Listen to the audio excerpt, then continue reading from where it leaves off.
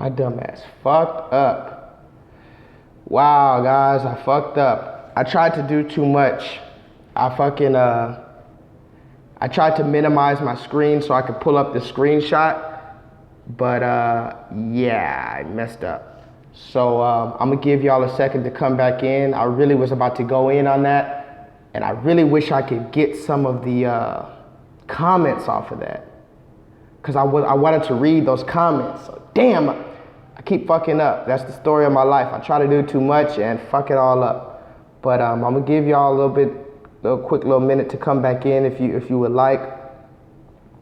Kind of sucks that happened, because I wanted to read those comments that you guys were putting up. Let's see if I can still read them. Show comments. Nah, I'm not gonna be able to read those comments again. I probably lost some good comments. Y'all was going in, you know. But regardless, let's get back to it. So as I was saying before, this is a video about the relationship between, the light man. My bad, bro. I tried to do too much. I tried to minimize the screen and pull up a screenshot to read something I typed earlier. But you know, it is what it is. Hopefully y'all guys could come back in. And if you remember any of the comments that you typed, if you could summarize them or type them again for me, because I didn't get a chance to read a lot of them. But I'm pretty sure y'all were having pretty good dialogue in there, so I appreciate what you guys were doing. So again, the conversation was about black men versus black women. What we covered was, in short, the relationship between black men and black women, the role. Is it okay to have roles? In other words, do we agree that there are roles to be had in black men and black women's relationships? Because really what I'm finding out, what I'm seeing is that, you know, we have this whole feminism issue. We have this whole women wanting to, or basically saying, I don't need the man. I don't need a man. And of course, we have to discuss the man's responsibility, because it's not just about having a natural role. It's not just because, I was born with a penis that I just get to have all the fun and I just get to make all the rules. No, that's not what I'm saying by any means. It's more so saying that if you believe in this man, if you understand that this black man is the enemy in this society, if you are aware that this black man is intellectual and he's trying hard to survive in a paradigm that was made against him, that was made to oppress him, women, I believe, need to be a little bit more understanding of that paradigm and allow him to take the lead. The same way, if you're doing a tango, right? You're doing the tango dance. They say the man is supposed to lead in the dance. It's not just because, we're trying to oppress women, but it's just certain constructs that the man takes the forefront in. Okay? It's similar. I have sons, and all of them, especially my second born and my third born. Now, my firstborn, that's just my nigga. He's always been my nigga since day one. But my second child and my third son, I have 3 sons. I know I look young, but I have 3 sons. And the second and the third born did not like me for like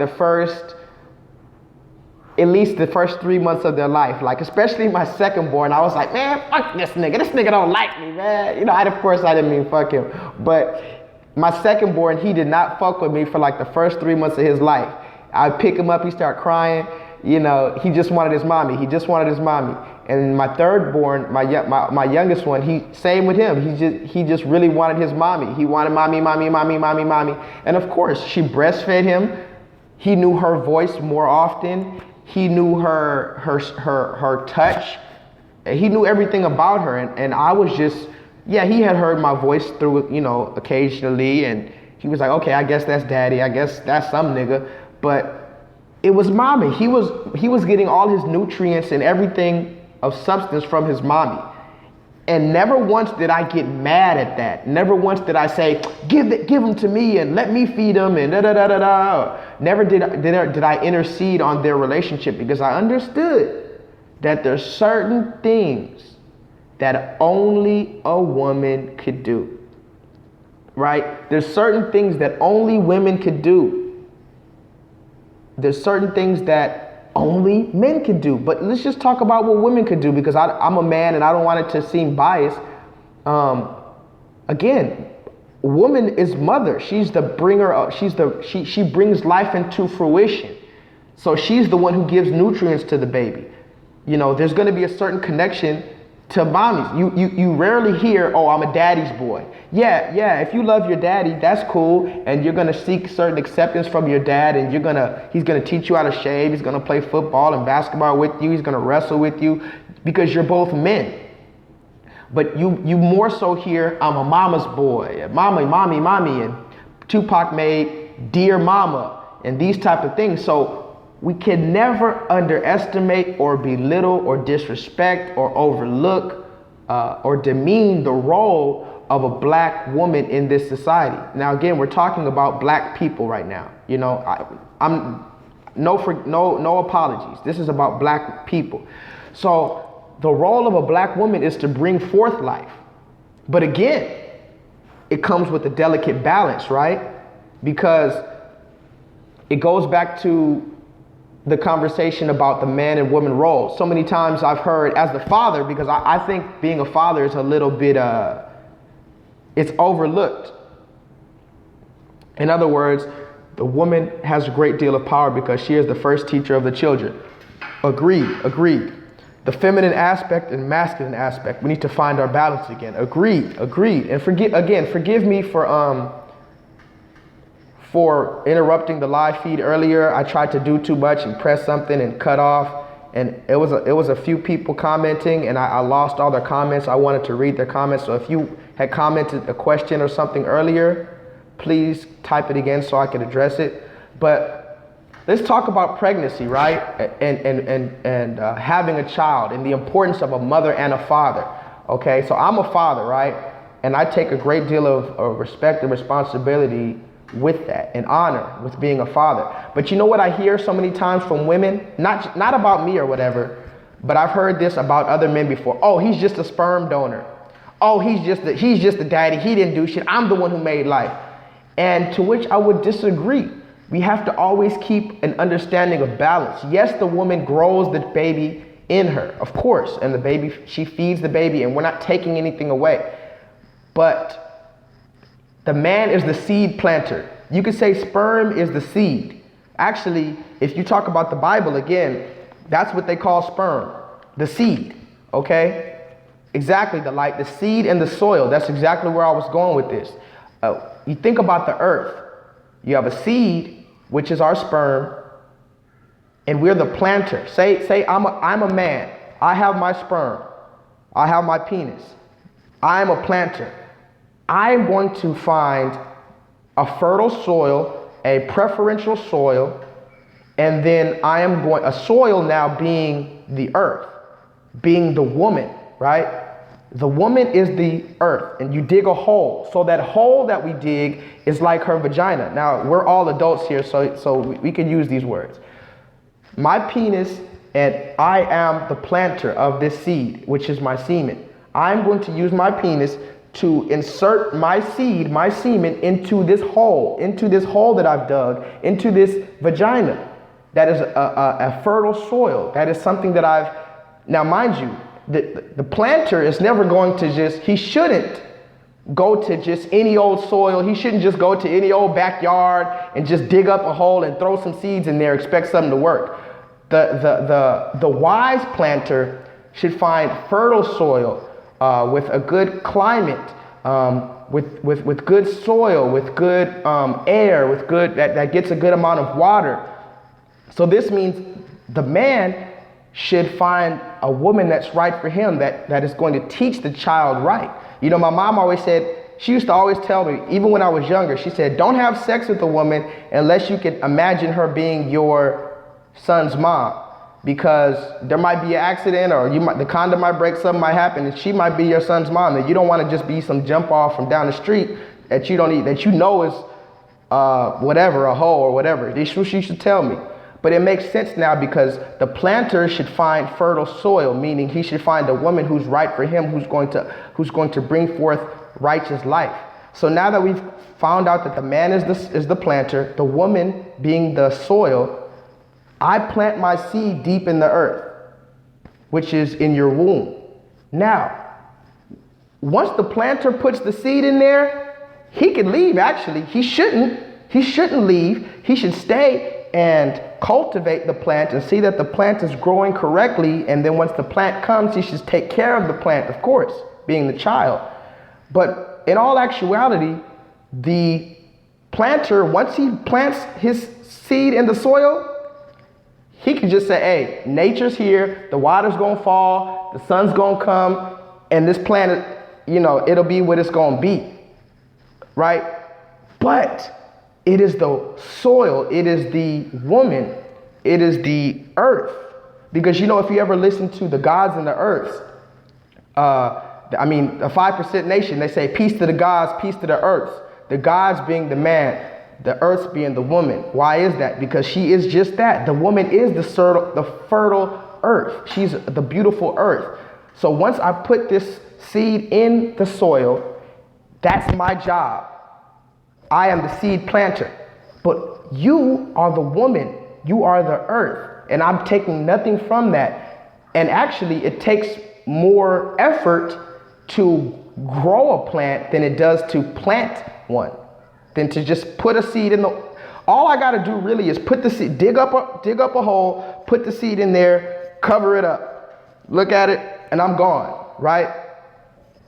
But the woman, just like her 9-month gestation period, she's the one who has to grow this child for 9 months.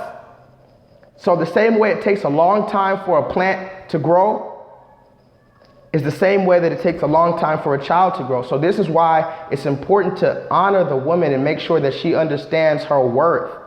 But so many times I hear women speak as if they just got pregnant by themselves, or as if they were the beginning and the end of this pregnancy, and the man did nothing at all.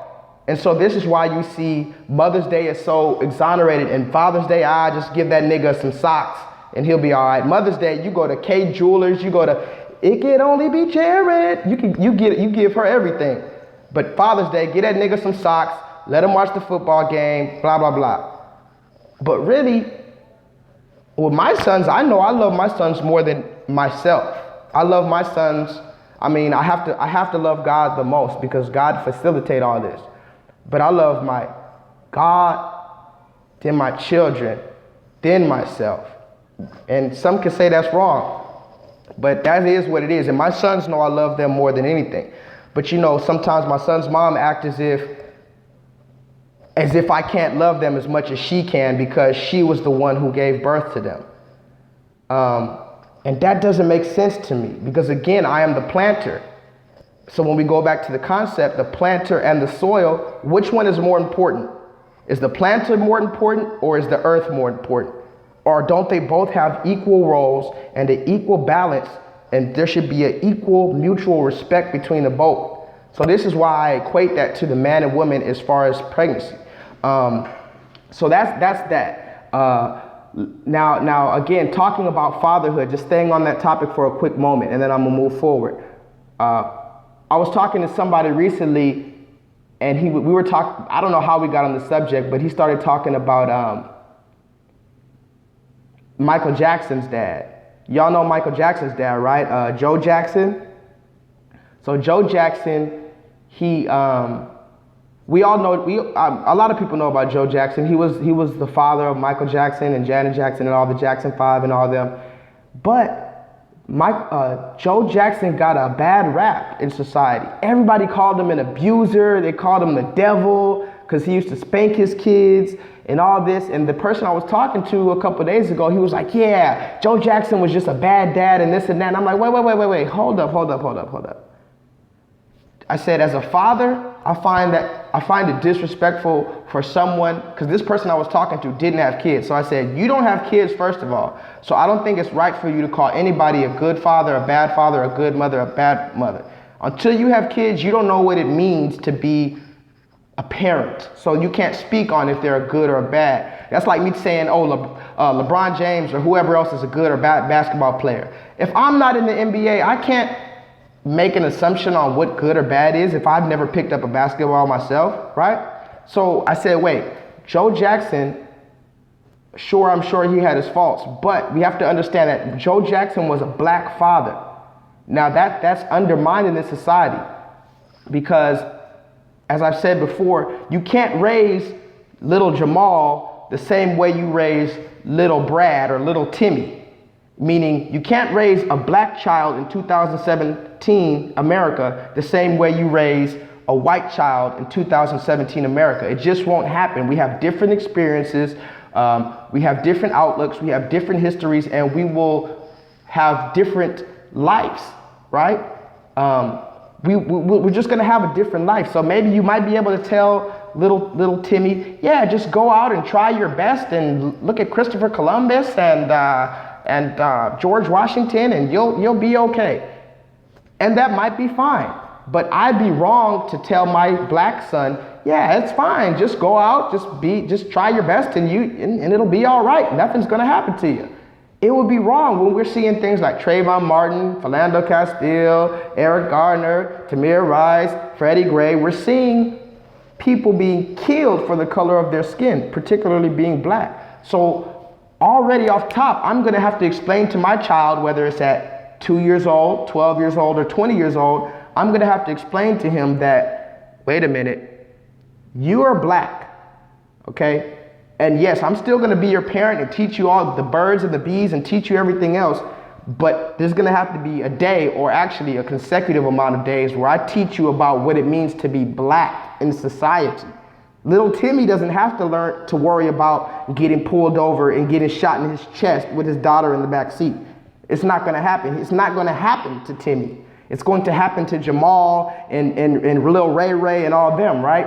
So I need to tell my son. So when it goes back to Joe Jackson, people say he's a bad father. I say, wait a minute. Do you know what it's like to be a black father in 2017 America, where you know that your son might get shot in his chest for the color of his skin, or he might get shot in his back because he was walking with a hoodie on and had some Skittles? Do you know what that feels like? Until you know what that feels like, you can't say that the way in which he rears or disciplines his child is correct or incorrect. And you got to think about somebody like Joe Jackson, Michael Jackson's dad, right? Now, I'm sure Joe Jackson whooped Michael Jackson's ass, and Tito and Randy and all of them. But look at when Joe Jackson was born. Joe Jackson was born in the 1920s, okay?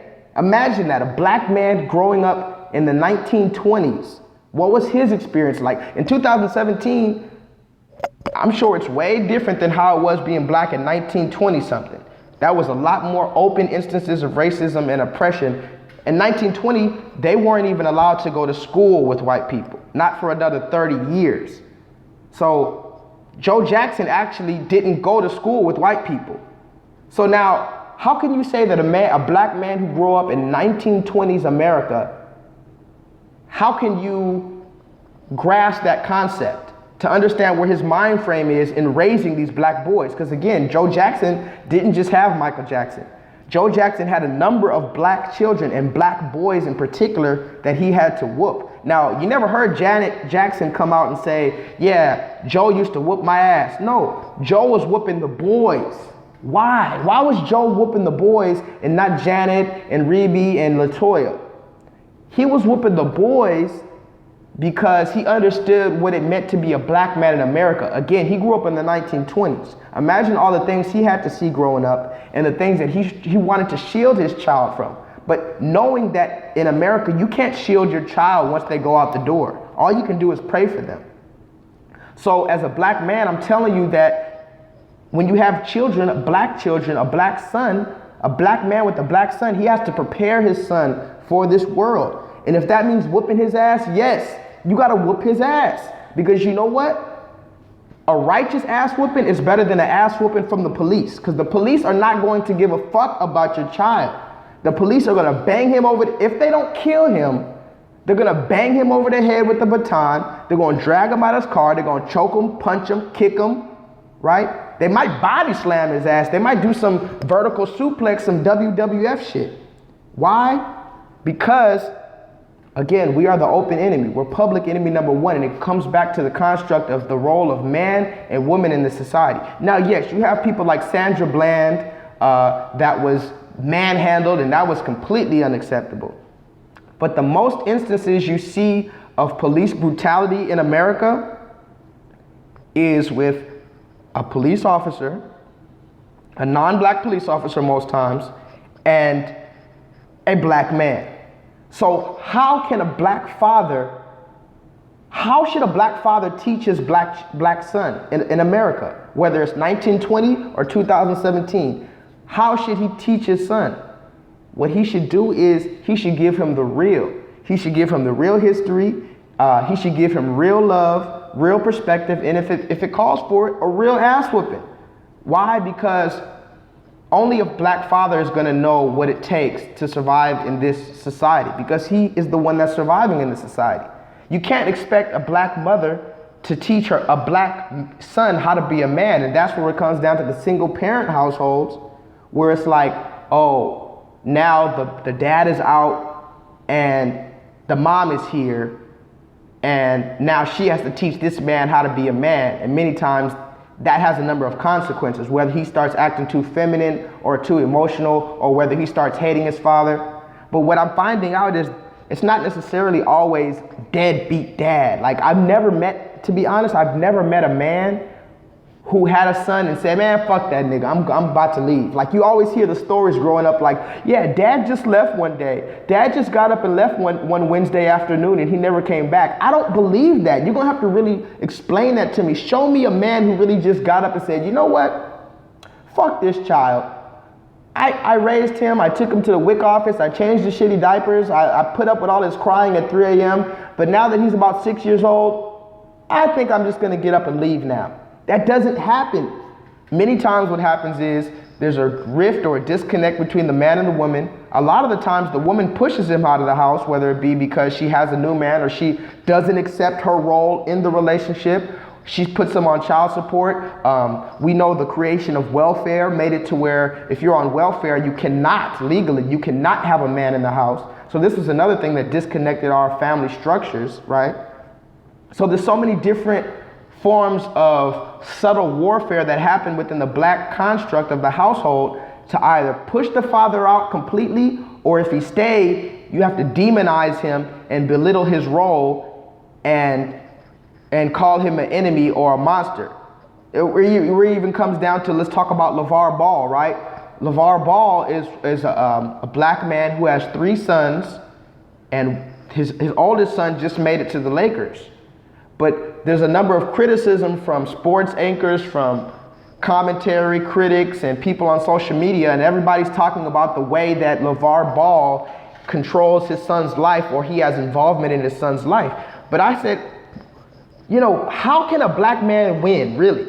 Because when he's not there, you say he's a deadbeat dad, and you say he's not paying child support and put him in jail. When he is there, you're saying he's too involved in that kid's life. He needs to let the kid make decisions, and this, and the third.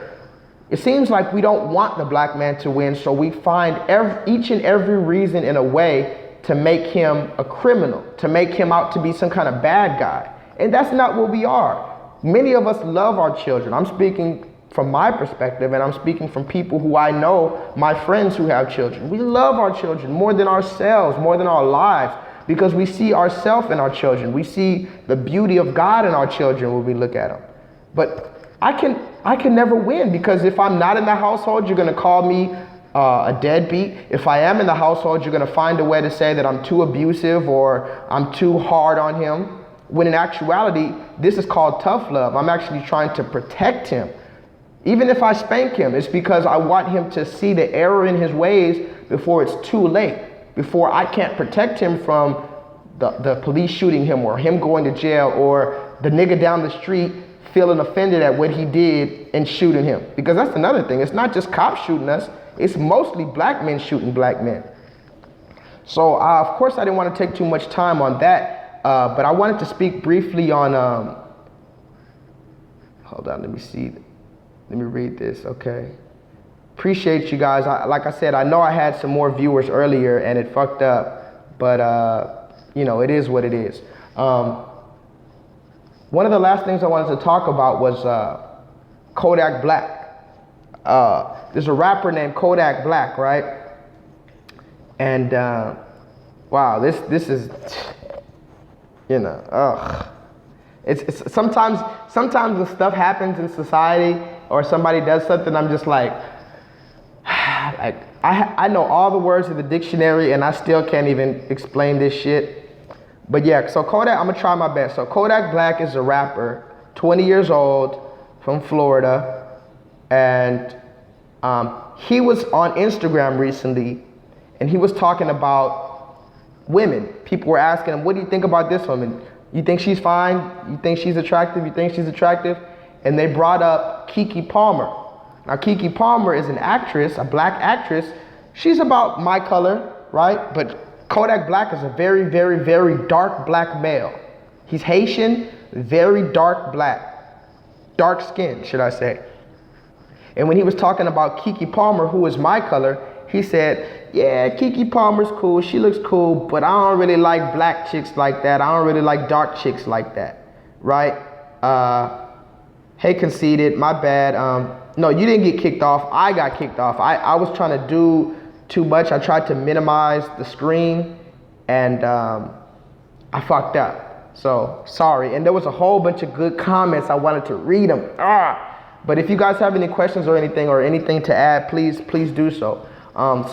So yeah, we're talking about Kodak Black right now and how it relates to the construct of black men and black women. Because another thing somebody said earlier was that, well, black men need to step up to their role because black women have to fend for themselves right now, which I agree. But we must understand, hey, okay, let's start. The black man needs to get his shit together, which is what I'm about to go into. But black woman, if we get our shit together, not meaning assimilate into the society, because money doesn't mean, oh, just because you have money, you got your shit together. I saw a video on Instagram where this girl literally licked a dumpster, like she licked a dumpster for like $200, $300. And it was on Instagram, it was on WorldStar. Like, so that just because you have money, just because you got some money does not mean you're a man now. That's a real man. No, I could go rob a bank, I could go bust somebody's grandma over the head and steal her purse, and now I come back with $1,000 and now you're gonna respect me as your man? That's not how it works. It's about the man. When I say the man is doing his job, it means he has respect, he has intellectuality, he has honor in his community, right? That's what he's striving to be, a positive black man to change the paradigm for his people. If that's what he's doing, yes, woman, we need to fall back. You need to embrace that man and lift him up because he's not going to do nothing but protect you. And I know that as a man that's here for black women. So let's talk about Kodak Black and why black men need to get our shit together. So I talked about black women, about how they need to fall in line for a real black man. But now black men, let's you know what I'm saying? It's our time now, okay? All right, the light. You gotta head out. I'm definitely gonna hit you on Facebook and on your email, bro. I appreciate you, the light. Keep doing your job, bro. Keep doing your job, bro. And it's important. Before you leave the light, I want to just tell you real quick. The first video I saw, you were talking about, I think it was Sarasutin Seti, and how he was talking about albino people. And I saw your video, and I think it's very important to for you to be out here, like, meaning it's important to show the perspective of someone who is albino, and a black albino person. We don't see too many black albino people speaking from their perspective, and maybe if they face certain discrimination or how they are a part of us, because we try to push it off like, oh yeah. No, you are a black man, you're a proud black man, and I embrace you. So salute to you, bro. I know you got to get out. But yeah, so let's get back to Kodak Black. He was talking about Keke Palmer, who's my color, right? And Kodak Black is very dark. He said, yeah, she's cool, but I don't really like black women like that. And then everybody went crazy, like crazy. I was like, oh shit, like, put it this way. It didn't surprise me because I've seen, there's a number of rappers who said this before. There's a rapper named Young Berg. He said, yeah, one time he said, I don't really like dark butts. He really said that. If you look that up a couple years ago, when he was talking about black women, he called them dark butts. I'm not even gonna touch that. But there's a number of people, and I made a video on my channel, you can check it out, called Dear Young Thug, where Young Thug was talking to these black women, and he said they look black and crispy like they came from Africa. Like, what, nigga? Like, what are these people? But we got to remember, they're being paid by white people to act ignorantly, to keep us asleep. They're not paying people. Like, the only person that I really fuck with right now, current day, is Kendrick Lamar. I feel like that he's next level. But Kodak Black, yeah, conceded. Young Berg's career has been in the shit. Young Berg. Go on YouTube after this and go look up Young Berg chain snatched. You're gonna see about 10 different videos on different occasions of Young Berg getting his chain snatched. So he's talking about dark women, but he needs to be talking about these niggas that's robbing him for his jewelry. But that's another story. So Kodak said, I don't like black women. And he was talking about a woman who was my color. But then when social media came out and dragged him, he made another video, and he said, man, I wish I had the video to show it, but I'm paraphrasing. He said, man, y'all ain't gonna drag me. I said what I said. I don't give a fuck. And he said, yeah, I like African American women, but I only like red bones. I only like light skinned women, right? And then I saw another video. I was gonna make a video. I still didn't make a video about it because I'm like, you know what? I'm gonna just be quiet. I'm not gonna give this no energy. But then I saw a video earlier today, and he was at a basketball game. I'm talking about Kodak Black. He was at a basketball game, and a black woman interviewed him. And she was like, you know, I gotta ask you, man, the social media's been going crazy. What's up with you talking about you don't like dark girls? And he said, man, this is what he said. And long story short, he said, these are the words that came from Kodak Black's mouth. He said, I don't like my skin complexion. Now, mind you, he was talking about women that are his skin complexion, but that's how it came out of his mouth. And I believe either that was a Freudian slip or really that's what he meant. And he just didn't understand how ignorant it sounded. He said, I don't like my skin complexion. Simple as that. So, what I wanna, and you guys can go look that up, Kodak Black, the basketball game, skin complexion, I don't know, however you wanna look it up, but it's on World Star and it's on YouTube. He said that when the person interviewed about him, they put the mic to him, he said, yeah, you know, I don't like my skin complexion. So I wanted to talk about it as a black man, like, who has such influence. Now, he's not Tupac Shakur or nothing, but he has millions of followers and millions of young fans. And this is a person who could use his voice to uplift, right? But what is he saying? But again, should we be mad at him if that's his truth? Or should we understand, wow, this is one example of how lost our brothers are out here. And why, and really, I can understand now. If he's just an example of how we are, I can understand now why black women are like how they are. I can understand now why black men are like we are, why the youth is like they are. Because let's not even talk about what Kodak Black, his personal opinion. Let's talk about the fact that this black man said, I don't like my skin complexion. Wow, right? Like, where do we begin with that? Like, why don't you like your skin complexion? That's where it's so many issues. See, the thing about our black society and why I make these videos is because you can't just make a 30-minute video and end racism. You can't just make a 40-minute video and end the psychological oppression that we're under, the psychological brainwashing that we're under. It has to be like a Rubik's Cube, like constantly fixing it, searching at it, looking at it from different angles. And one of the angles is the issue of white supremacy, the Willie Lynch doctrine, and really the light skin versus dark skin paradigm, and how they've done everything from calling us tar babies and monkeys, down to the cartoons in which they depict us negatively, down to the fact that they just recently started making black baby dolls, to the fact that they just started recently making black characters on Disney, like Disney princesses. We only have one black Disney princess, the Princess and the Frog, but guess who they made first? They had Snow White, they had Cinderella, they had, what's the little fairy's name? Tinkerbell. Then they even gave Native Americans. They had Pocahontas. They gave the Native Americans one. Then they gave the Asians. They had Mulan. They gave the Asians one. Then they gave Aladdin. What's Jasmine? She was Arab. So they made Disney. We're talking about Disney right now, right? The Disney princesses. They had all whites. Then they had a Native American. Then they had an Asian. Then they had an Arab. They even had a Hawaiian one. And then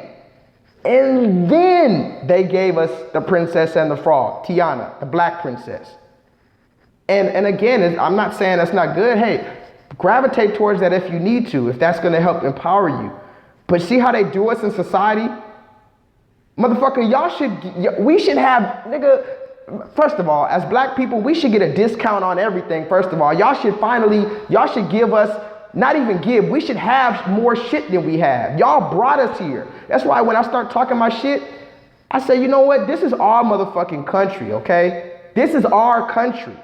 Yes, the Native Americans are our brothers too, but if you really want to go into it, if you really do your research, you find out that the indigenous black people are indigenous to this land. Yes, some of us came from Africa or through Africa. And then there's the theology that many of us are Hebrew Israelites, that our original land is Israel, and that, yes, 2/3 will be completely destroyed, right? Let's talk about that Hebrew doctrine. There's a doctrine that says we come from Israel, and those Jewish people are not really the correct Jews, which I believe. We are the real Jews.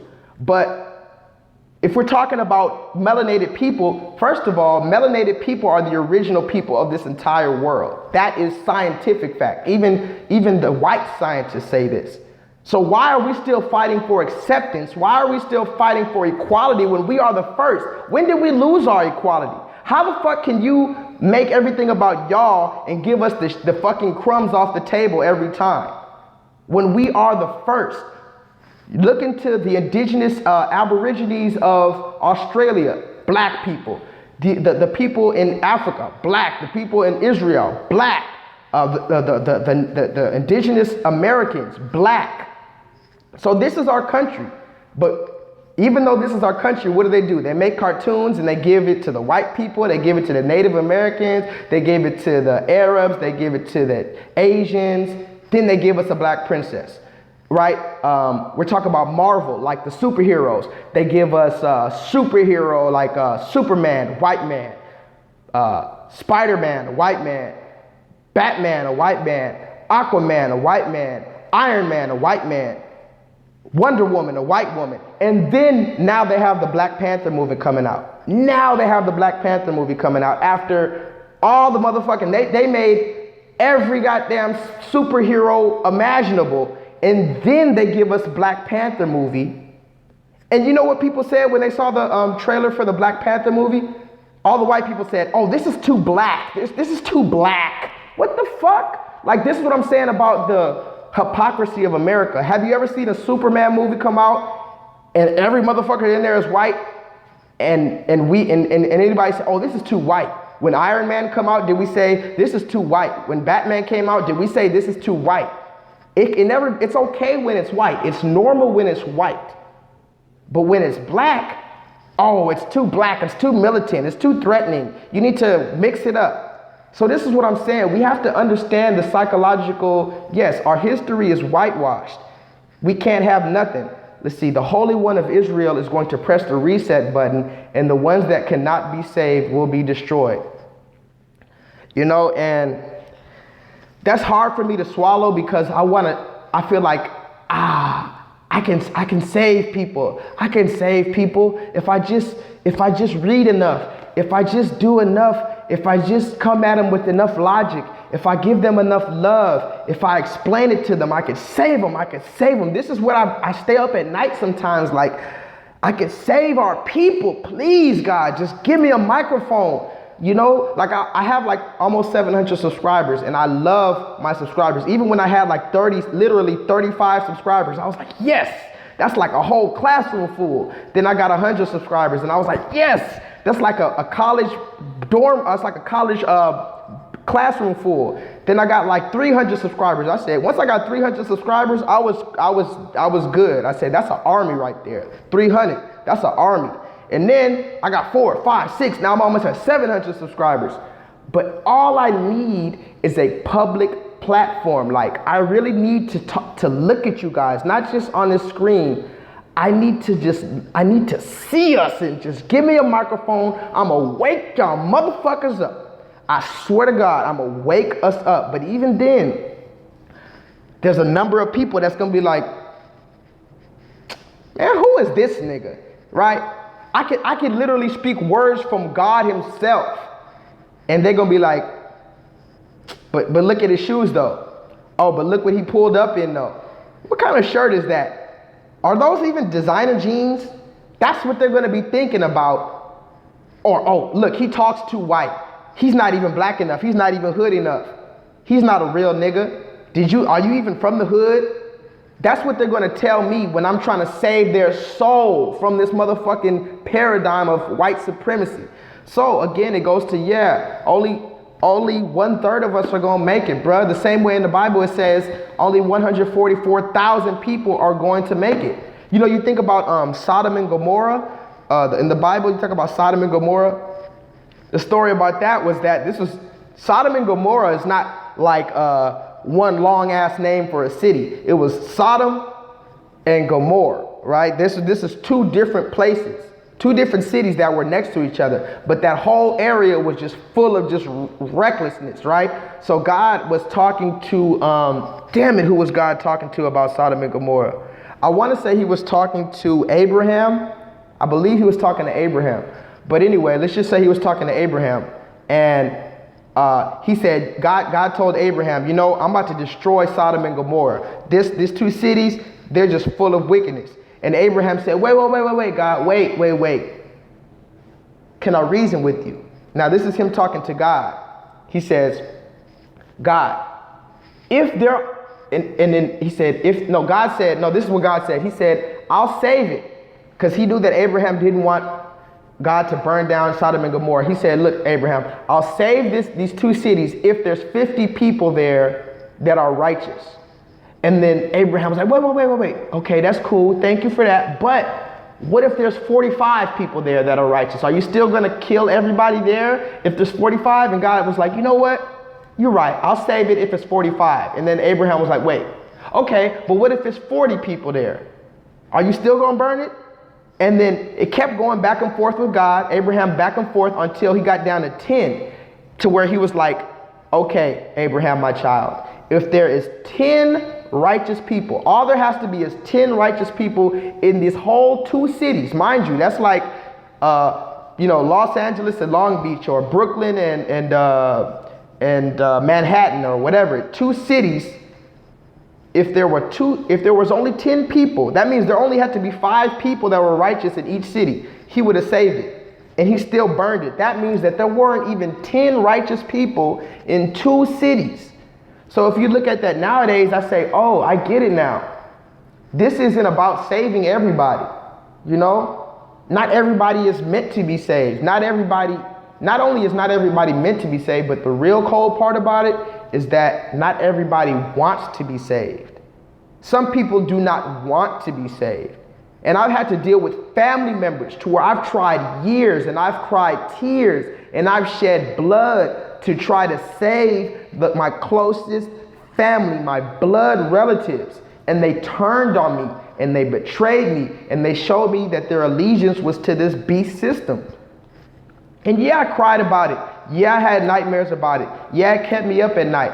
But you know what? I had to come to the conclusion that God is in control, really. And that's another thing. We can't be ashamed anymore to speak the name of God, right? Because right now, how do they have it? They have it to where you can say anything. You can say, I can right now say I'm a woman and go get me some breast implants, cut my penis off, and I'm a woman and start walking and doing all that, and people will clap for me. Yeah, he's so brave. Yeah, I can say anything. But the moment you speak God's name, oh, look at this guy. He reads the Bible. Oh, he believes in God. Oh, what do you actually pray?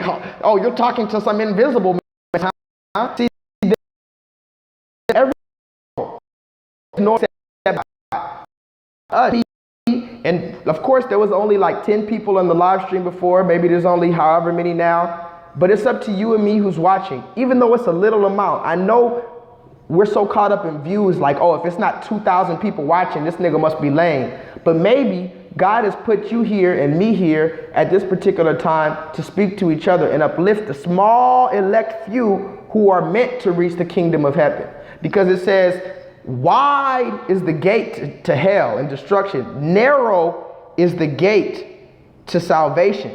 So if you think about going to hell, the gate is wide the fuck open. Everybody's gonna run through a gate that's wide open. Oh yeah, go through there. But if you see a door that's way off and then it's surrounded by barbed wire, you gotta jump the fence, you gotta get cut up on the barbed wire. Then when you get over the fence, you got attack dogs, you gotta fight off and run from the attack dogs. And then you got people on the roof sniper rifling at you, all just to get to a door. You're probably not going to go through that door because it's so hard, it's so enduring. You have to cut yourself, you have to bleed, you might die on the way to that door. But in that door is heaven. In that door is peace of mind. In that door is your salvation. In that door is eternal life. But it's up to you. Do you want to cut yourself up and go and fuck yourself up to get to heaven? Or do you want to have a nice stroll, just whistling all the way to hell, just with the breeze on your face going to hell? And that's what I'm seeing right now in our society. People are taking the easy way out, simple like that. It's easy. It's easy to live in your carnal nature, to be selfish, to rob this person, lie to that person, steal, manipulate, kill, fuck this person, fuck that person. I'm going to do this. I'm going to cheat. I'm going to lie. I'm going to deceive. That's easy. Anybody could do that. A rat can do that. A vermin could do that.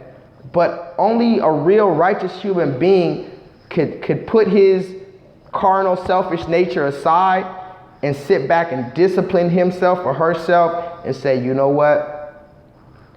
This is what I want to do. I know it's going to be hard. I know I'm going to have to sacrifice. I might have to be sober. I might have to be hungry. I might have to be thirsty. I might have to be lonely. I might have to be ridiculed. People might make fun of me. I might lose friends. I might lose family members. I might lose sleep. You know, I might lose opportunities. I might look crazy. They might try to humiliate me.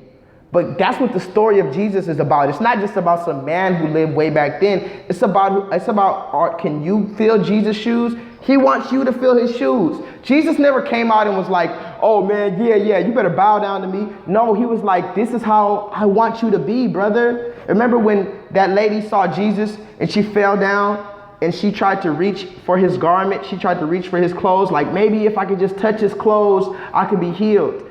And he grabbed her, he picked her up, he said, stand up. You know, you're a queen. You don't need to reach for my garment to reach salvation.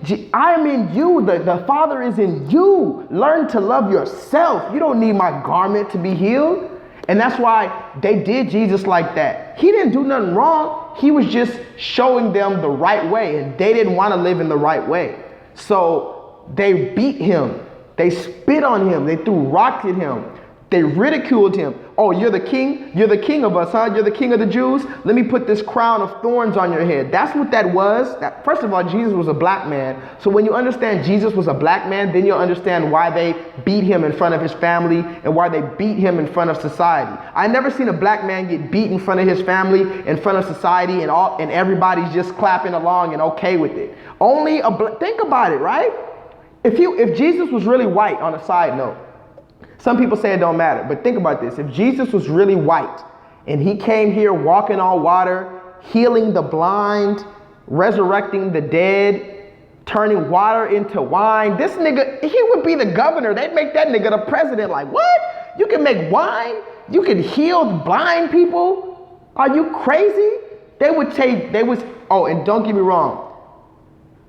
I hear you say, go and he'll explain to you that Jesus Christ, aka Zeus, is a false Roman Catholic Church construct. That's another conversation we can get into. I'm not talking about the man Jesus Christ. I'm more so talking about the construct. And believe me, sister, I know what you're saying. You're saying this is why we as a people are still under the curses. Believe me, sister, I'm trying to break that. I'm trying to break it so bad. What I'm trying to do when I talk about Jesus, I know that this is who our people cling to. Right? So I'm trying to show, see, I can't come out and just say, Jesus is not real. I can't do that, okay? I can't. The most that I can do, because our people are so invested into this, you gotta think, most of our people were baptized as babies, right? Before they even knew what the fuck they were doing. Their grandma told them about Jesus, right? So many people just do not have the courage to just abandon that whole story completely. So what I said, what I have to do is see how I can transform the story of Jesus into something that works for us. Because again, the way that the paradigm of how they have Jesus right now is fucking us up. I agree. But maybe if I could get you to eventually see that you are who they were talking about when they're talking about Jesus. You are the one who's supposed to fit into those shoes. Maybe then we could see, okay, it's not about that man. It's not about this fake cross that I'm wearing. It's about how can I relate to these stories in the Bible. When I read about Cain and Abel, I don't think about who was Cain, what year was this, and what was Abel's last name, and no, I think about, okay, this was a man who was jealous of his brother and hit that nigga over the head with a rock. And I take it to 2017 and I say, this is my brother. I'm looking at my brothers in the street shooting their brothers in the head. That's Cain and Abel. I'm not talking about 6,000 years ago, 2,000 years ago. I'm thinking about, okay, if Joseph and, we're talking about the 12 tribes of Israel. If Israel, Jacob's 12 sons, tried to throw him, they robbed him of his coat, they beat him up, they threw him in a well, then they sold him to the Egyptians. All because Joseph had dreams and had visions. And the brothers were jealous of Joseph, so they beat him up and threw him in a well. And then when he got sold to Egypt, he became one of the kings of Egypt. I don't think about who the fuck Joseph was. I say, who am I in that story? Am I one of the brothers that threw his own brother in the well and tried to sell him because I'm jealous of his dreams? Or can I be Joseph? And I can understand, oh, this is why niggas are hating on me, because they can see my dreams. They don't like the fact that I have visions, right? So I don't talk about Jesus to say, the man who lived 2,000 years ago, no.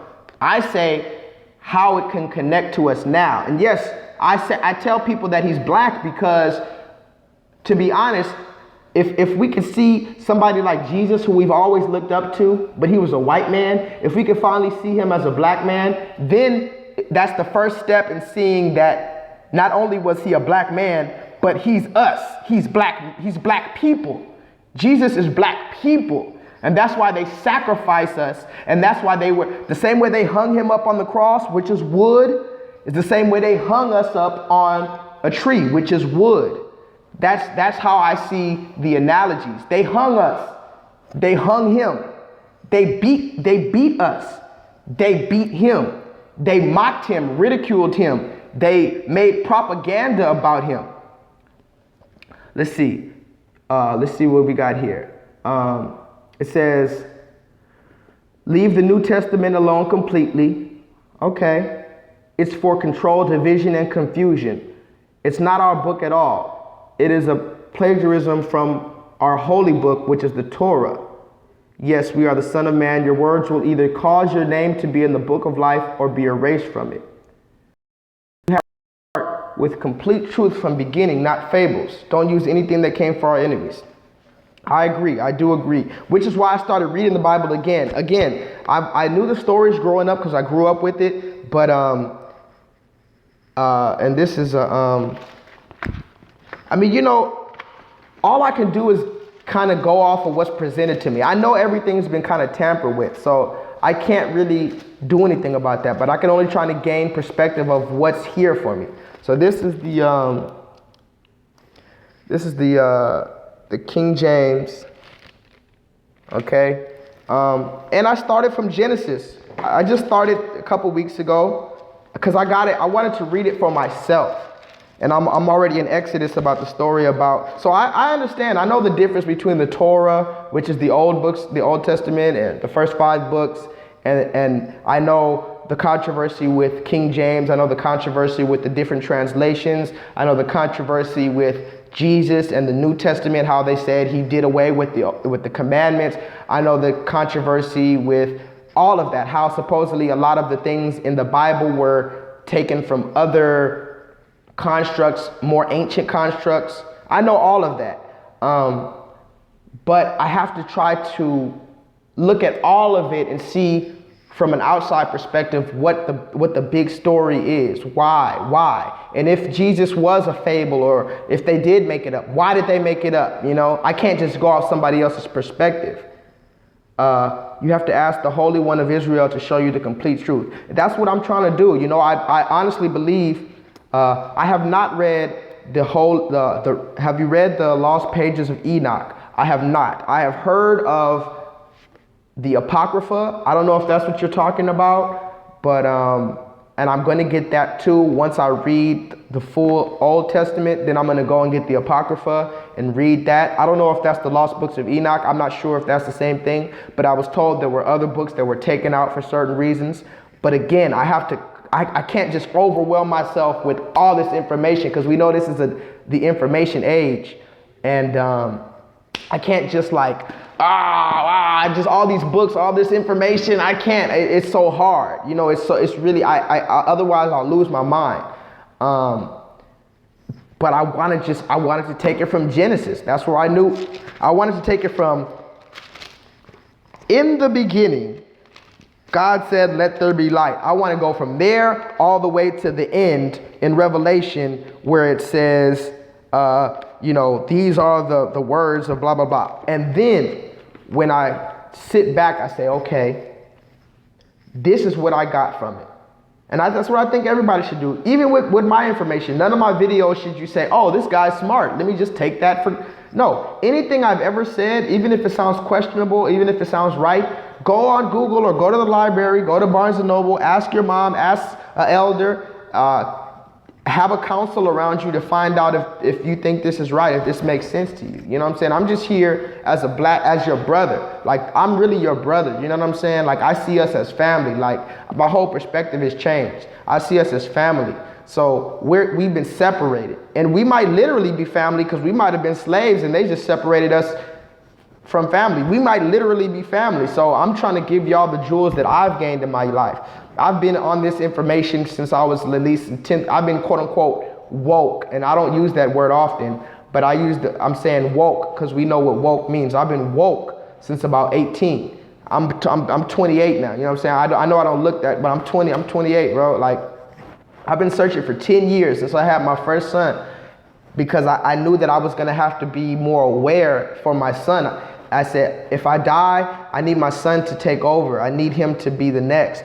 So when I talk about these things, it's really just perspective. And I'm not ever trying to say it's the end all be all, but I'm just trying to see what I can from that. So even if Jesus, I say that to say, even if Jesus was not real, or even if he was a construct of the Roman Catholic Church, even if he is a derivative of Zeus, even if he is just used to brainwash us and distract us, even if he was used to try to take away from the Old Testament, I want to read it. And even then, I think good can be taken from that story. Because really, just be honest, the story of Jesus isn't a bad story, but it's the bastardization of it, or the tarnishing of it, the way that they try to use it to fit their agendas is what's wrong. Really, it's just a story of a man. He came, he said, look, man, don't be on no bullshit. Love God. You know, he went to the wilderness for 40 days. He didn't give in to the temptation. He didn't give in to the Illuminati. He didn't give in to his desires. He didn't sell out. and then they killed him for it. And one of his homies betrayed him. That's what I get from the story of Jesus. That's it. That's it. I'm not trying to like say, oh, this man, and believe me, when I say my prayers, I do not say Jesus Christ. No, in no way. No.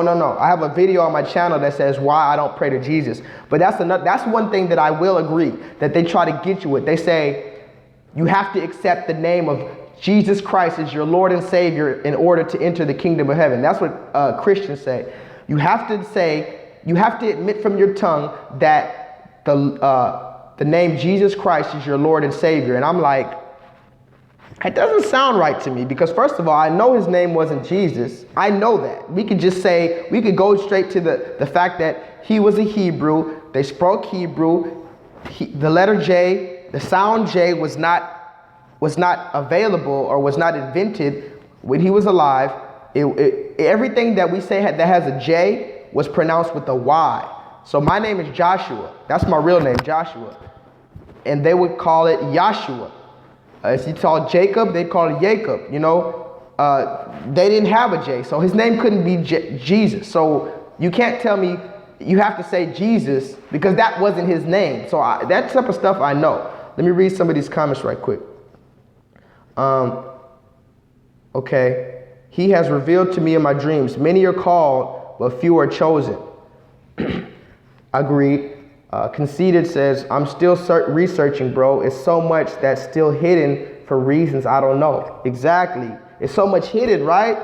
It's so much been skewed and so much has been manipulated and erased that we can never say, oh, I know it all. No. Because even when you think you know it all, you find some new shit and it blows your mind.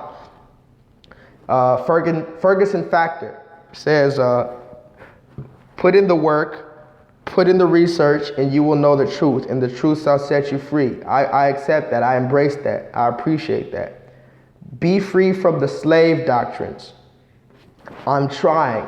But you know, some of these slave doctrines, some of the things that they did to us as slaves, we don't even realize. You know, like the Willie Lynch theory. A lot of people don't even know who Willie Lynch is. Like, this is why I try to do my videos. I try to tackle it from every perspective. And then I have white people telling me, why do you make all these videos about racism? Then I have black people telling me, just get over it. And everybody in between telling me I'm a racist. But really, I'm just trying to tell you guys, like, this shit is deep. Like, people don't know. I had a boss, or not a boss, I had a manager at my last job. Young black woman. She was like 23, 24-year-old black woman. She's dark skinned. One day I was gonna compliment her. I was gonna say, damn girl, your melanin looks good today. You know, your melanin's popping today. But before I said that, I said, hey, you know what melanin is, right? She said, huh? What is that? Melanin? Oh my God. Like, I just put my hand in my face, like, I couldn't even, like, our people don't even know what melanin is. Like, oh my God, like, it's like I'm trying to teach, in other words, it's like I'm trying to teach quantum physics and you still don't even know what 1 + 1 is. It's like, oh shit, I gotta start from kindergarten to teach these people. And I don't have a problem with that, but I'm like, damn, we need to know more. How do you not know what melanin is? How do you not know what Malcolm X did? How do you know what you not know what the counterintelligence program is? How do you not know what Willie Lynch doctrine is? How do you not know what Marcus Garvey tried to do? How do you not know any of this? You know, how do you not know about segregation and Jim Crow laws? How do you not know that we weren't allowed to read books? How do you not know that allowed proper schools until the 1950s with Ruby Bridges? No. And then even how do you not know that Dr. Core was more than just a thug rapper? How do you see Tupac and only see a thug? Like, how do you not know these things? So sometimes I'm teaching, but I try not to go over people's head. I try to keep it to where I know where we're at. So when I bring up Jesus, I gotta bring up Jesus. I have to. 80% of our people, if not more, pray to Jesus. And white Jesus at that. So what, am I just gonna let them all die? Yeah, maybe they're lost though. They're not willingly fucking stupid. I can't believe that our people are willingly going the wrong way. I don't believe that. No. I think our people are lost, and I think it's my job as a messenger of God, the same way the messengers are in this book. I think it's my job to bring us back. Not just me, and I'm nobody. I'm not anybody. But I'm saying I'm one of the messengers that's going to take up the cause and be willing to sacrifice. Because when you're a messenger, you have to be willing to sacrifice too. So meaning I'm willing to die. That's what I mean by sacrifice. Y'all gonna see. Remember my face, okay? I'm not speaking this in vain. I know I might die for. If I succeed in what I'm trying to do, and I'm not a fucking YouTuber. I'm just using YouTube because this is the most relevant device. But I am a messenger from God. And I will die for my people. The same way all of them had to. Okay, and I'm not scared of that. I've already died in my head. I'm dead. My flesh is dead. I'm just speaking. This is God speaking through me. I swear, this is God speaking through me. I am dead already. I've given up myself for you. Okay, but many people are gonna look like, who is this nigga? They're going to look at my attire. They're going to look at my income. They're going to look at my education level, my background, what I've done before, my mistakes I've made, the school that I went to, my parents, what city I came from, the way that I talk, the way that I speak, what is my diet like. They're going to talk about everything else except the fact that I'm willing to research and teach and die for y'all. But because I love you, I'm going to do it anyway. Let me read these real quick. And I'm sorry for taking so much of y'all time. I usually don't. But this is cool, this live thing, because I'm sitting here just, talking to you guys and I'm able to get this out. I don't talk to many people. So when I do talk and I'm able to really connect with people who I know love me, I give my all. Let's see. It says, if your name be found in the book of life, then your eyes will be opened. If your name will not be found in the book of life, then you will continue to be blind to the truth. You will have eyes and you will not see. You will have ears, but you will not hear. You will have intellect, but you will not understand. Deaf, dumb, and blind. That's deep. Conceited says they mentally messed us up.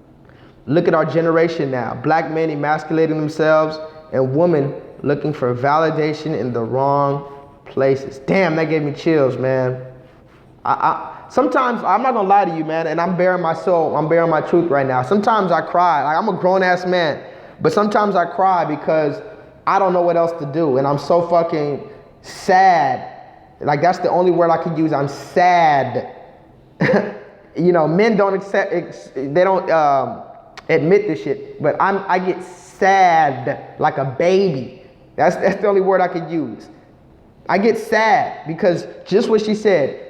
Look at our generation now. Black men emasculating themselves and women looking for validation in the wrong places. That makes me sad, bro.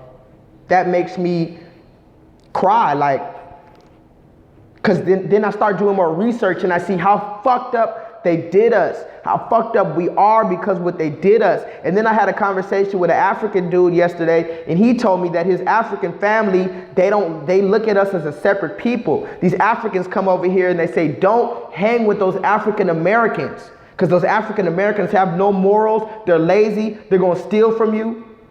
That's what these Africans are talking about us. We're over here calling ourselves African American. These Africans don't fuck with us, bruh. And can you blame them at least? I mean, first of all, they don't ever take the time to see that we were slaves like that and all the shit that fucked us up. But really, 2017, we're acting out on our own. So could you be mad when an African comes over here and doesn't fuck with us? Mind you, we used to talk about those Africans like dogs. Don't act like we didn't. When we were young, we heard it. African booty scratcher, and those stinky Africans. We saw the pictures of see, that's why the indoctrination goes so deep. They only showed us pictures of Africans with the little skinny bellies with the flies on their face and in the mud huts getting dirty water from the well with no shoes on their feet and mosquitoes all around. That's what we saw of Africans. They never showed us beautiful landscapes and beautiful animals and the gold resources and the beautiful women and the tribal men. They only showed us that the little bitty starving African with flies on their face. And we saw that shit when we were 5, 6 years old. That formed our assumption and our opinion. That's just one piece of the puzzle of how they mentally fucked us up. So when I think about this shit and I look at our people right now killing each other, gangbanging, selling drugs, popping pills, popping pistols, popping pussy, I get mad. I get sad. Because mad isn't even the word. Who can I be mad at? Am I mad at the white people for doing this to us or the black people for acting it out now? We don't even need the Ku Klux Klan no more. We're doing this shit now. I can't even speak this truth because nobody gives a fuck.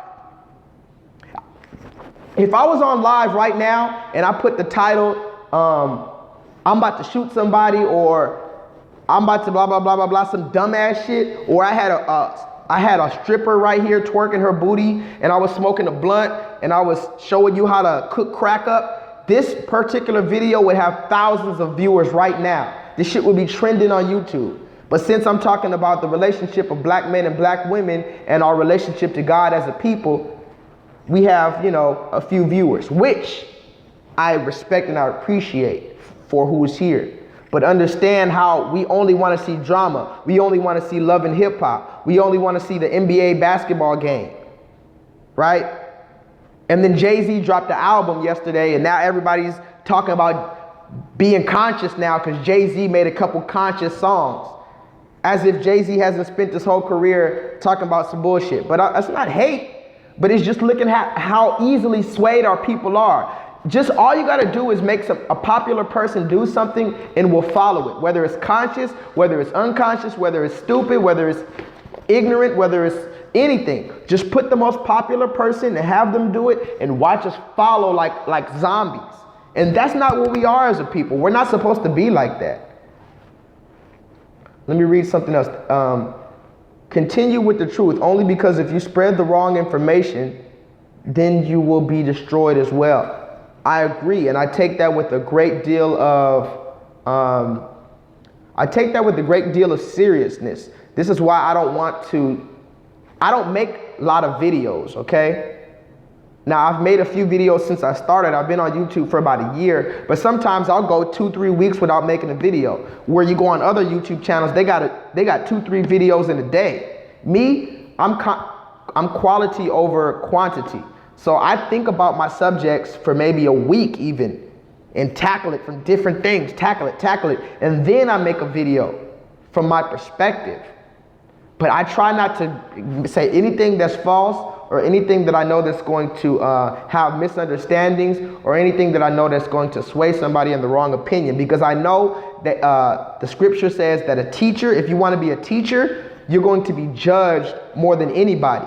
Not just by the people, but God. If I want to be a messenger or a prophet for God, God is going to judge me worse than these zombies out here.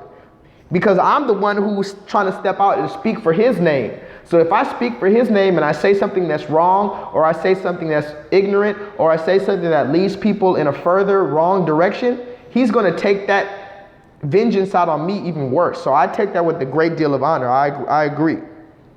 Tread with caution because good intention will not be enough. We are the last generation. We don't have allies or friends. Read Ezekiel 35 through 37. Then you will understand all the nations that will be destroyed for causing our destruction. We live in the age of information, so there will be no excuse for anyone to say, I don't know. Fair. But here's one of the things I said about that. Somebody said that often. They said, well, we have libraries, we have this and this. There's no reason for our people to say they don't know. But a lot of this information, these people don't even know the information exists. So yes, we live in the information age, but we still have to seek the information. It's there for us, true. But we have to know that it's there first to then seek it. If I told you a fact right now that you didn't know, yes, you could go look it up on Google, but first something had to click in your head to say, oh, I didn't, let me check that out. So in other words, if our people are only being taught, like when we go to school, right? We open the book in Black History Month and it says, every black person started from slavery. Now, we heard that in third, fourth grade. If it only dawned on us later in life, once we got out of school, that that's not true. And then we do research finding out from the lie. But all our young life, we thought, or at least me, for instance, I thought my whole life that we started off as slaves. Like, I don't know why I never questioned that, but that's the shit that was taught to me. Like, nigga, that's where you come from. You had a dog chain on your neck. You were eating from a fucking bowl. You were getting whooped on your back. Your women were getting raped. Your family was getting torn apart. Your men were being hung. That's all I knew. The fact that I know about Mansa Musa and other great people before slavery, or the Haitian Revolution and all these people, the only reason why I knew about this other stuff is because I did independent research, but something triggered me to find it here, a piece of information there, all towards the puzzle. But I agree that you say we live in the age of information, but I don't know. Some people don't know that the information exists. In other words, if you were on Earth, right? And you didn't know that any other planets exist, but you were on Earth. You didn't even know the concept of planets. All you knew was Earth. Would you know about Mars? Would you know to get a telescope and look for Mars and to possibly go look for life on Mars? You wouldn't even know that Mars exists. Therefore, you wouldn't know to explore Mars. So therefore, similarly, that's the same way we are with this information. We're sitting here on Earth, in other words. We've never seen other planets. We don't know that these other planets or this other information exists about black people. Follow me. So as black people, we're on Earth.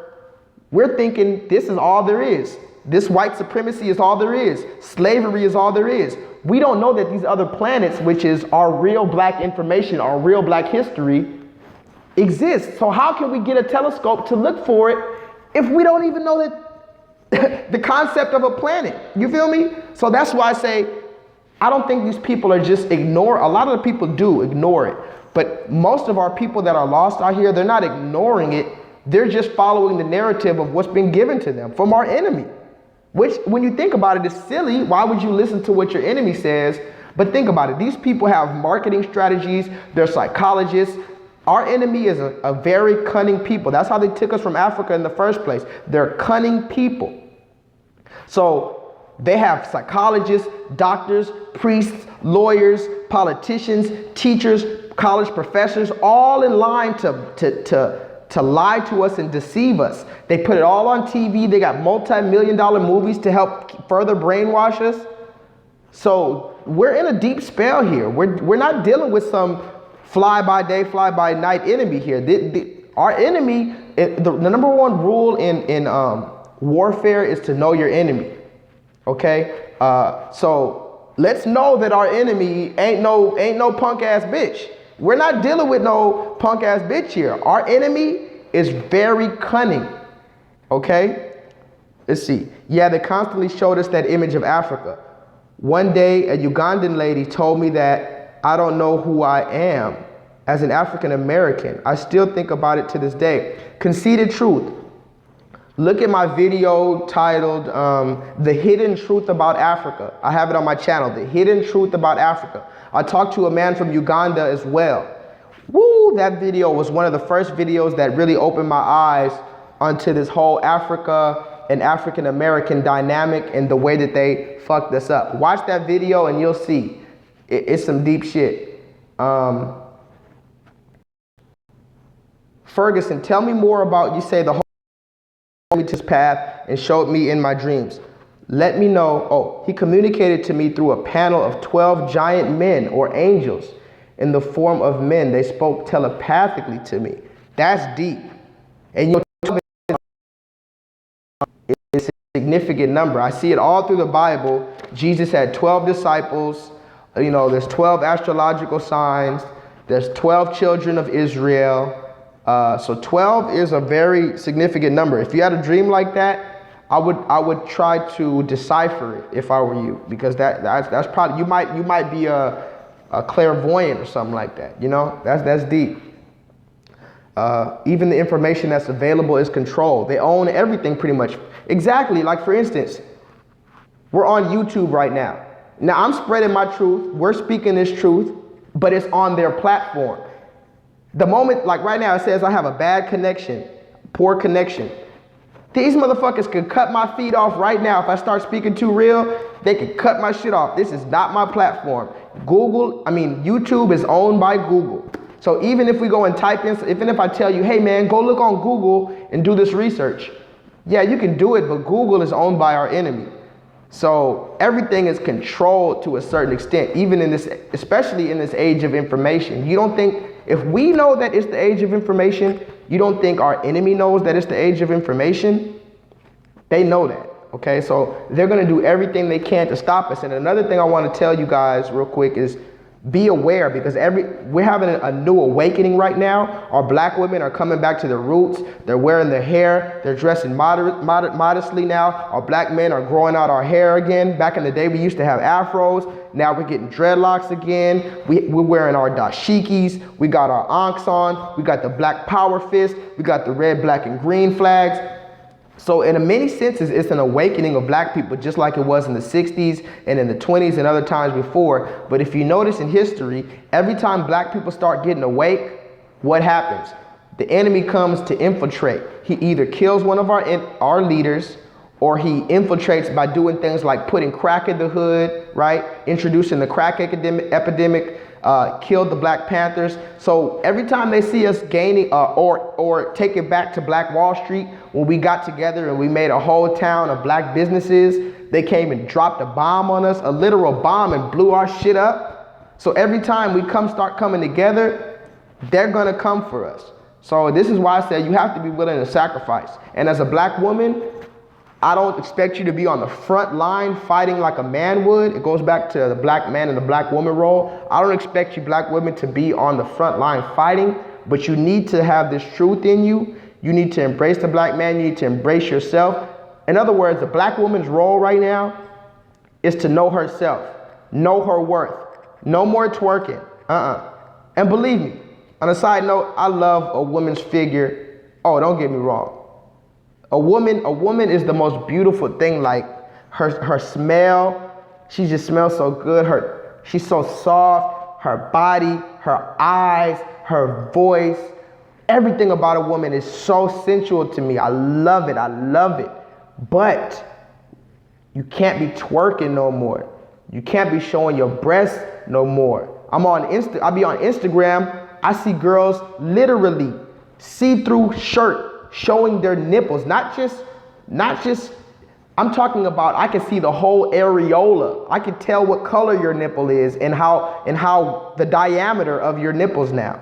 That's not how, we're not gonna win like that. We're not gonna win putting other people's hair in our heads, spending millions and billions of dollars per year on other people's hair. And I understand the construct of it's hard to get a job or people make fun of you, but again, know yourself, black woman. Know your worth, because there's real black men out here who want to love you and who want to take you home to their mom and who want to raise a baby with you and raise a family. You're looking at a man who wants a black woman to love her, and I want to give her my son's mom. We're not together no more, right? But for Mother's Day, it was around Mother's Day, and I decided, it wasn't even Mother's Day, but it was just around Mother's Day. I decided, I took her to this mall out here. I spent $1,000 on that girl. I was gonna buy her a purse. When I first met her, she liked Michael Kors, right? She liked Michael Kors when I met her. So I took her to the mall and I was about to walk her to the Michael Kors store, and she was like, oh, I don't really wear Michael Kors no more. It's kind of played out. Like everybody started making songs about Michael Kors and it's kind of played out now. And my dumb ass, I'm like, I didn't know that shit, I knew you like Michael Kors, and okay, you don't like it now. So I'm like, what do you like now? This was about a year ago or something. She told me, I like this thing called Tory Burch. I never heard of that shit, Tory Burch. So I go to the Tory Burch store with her.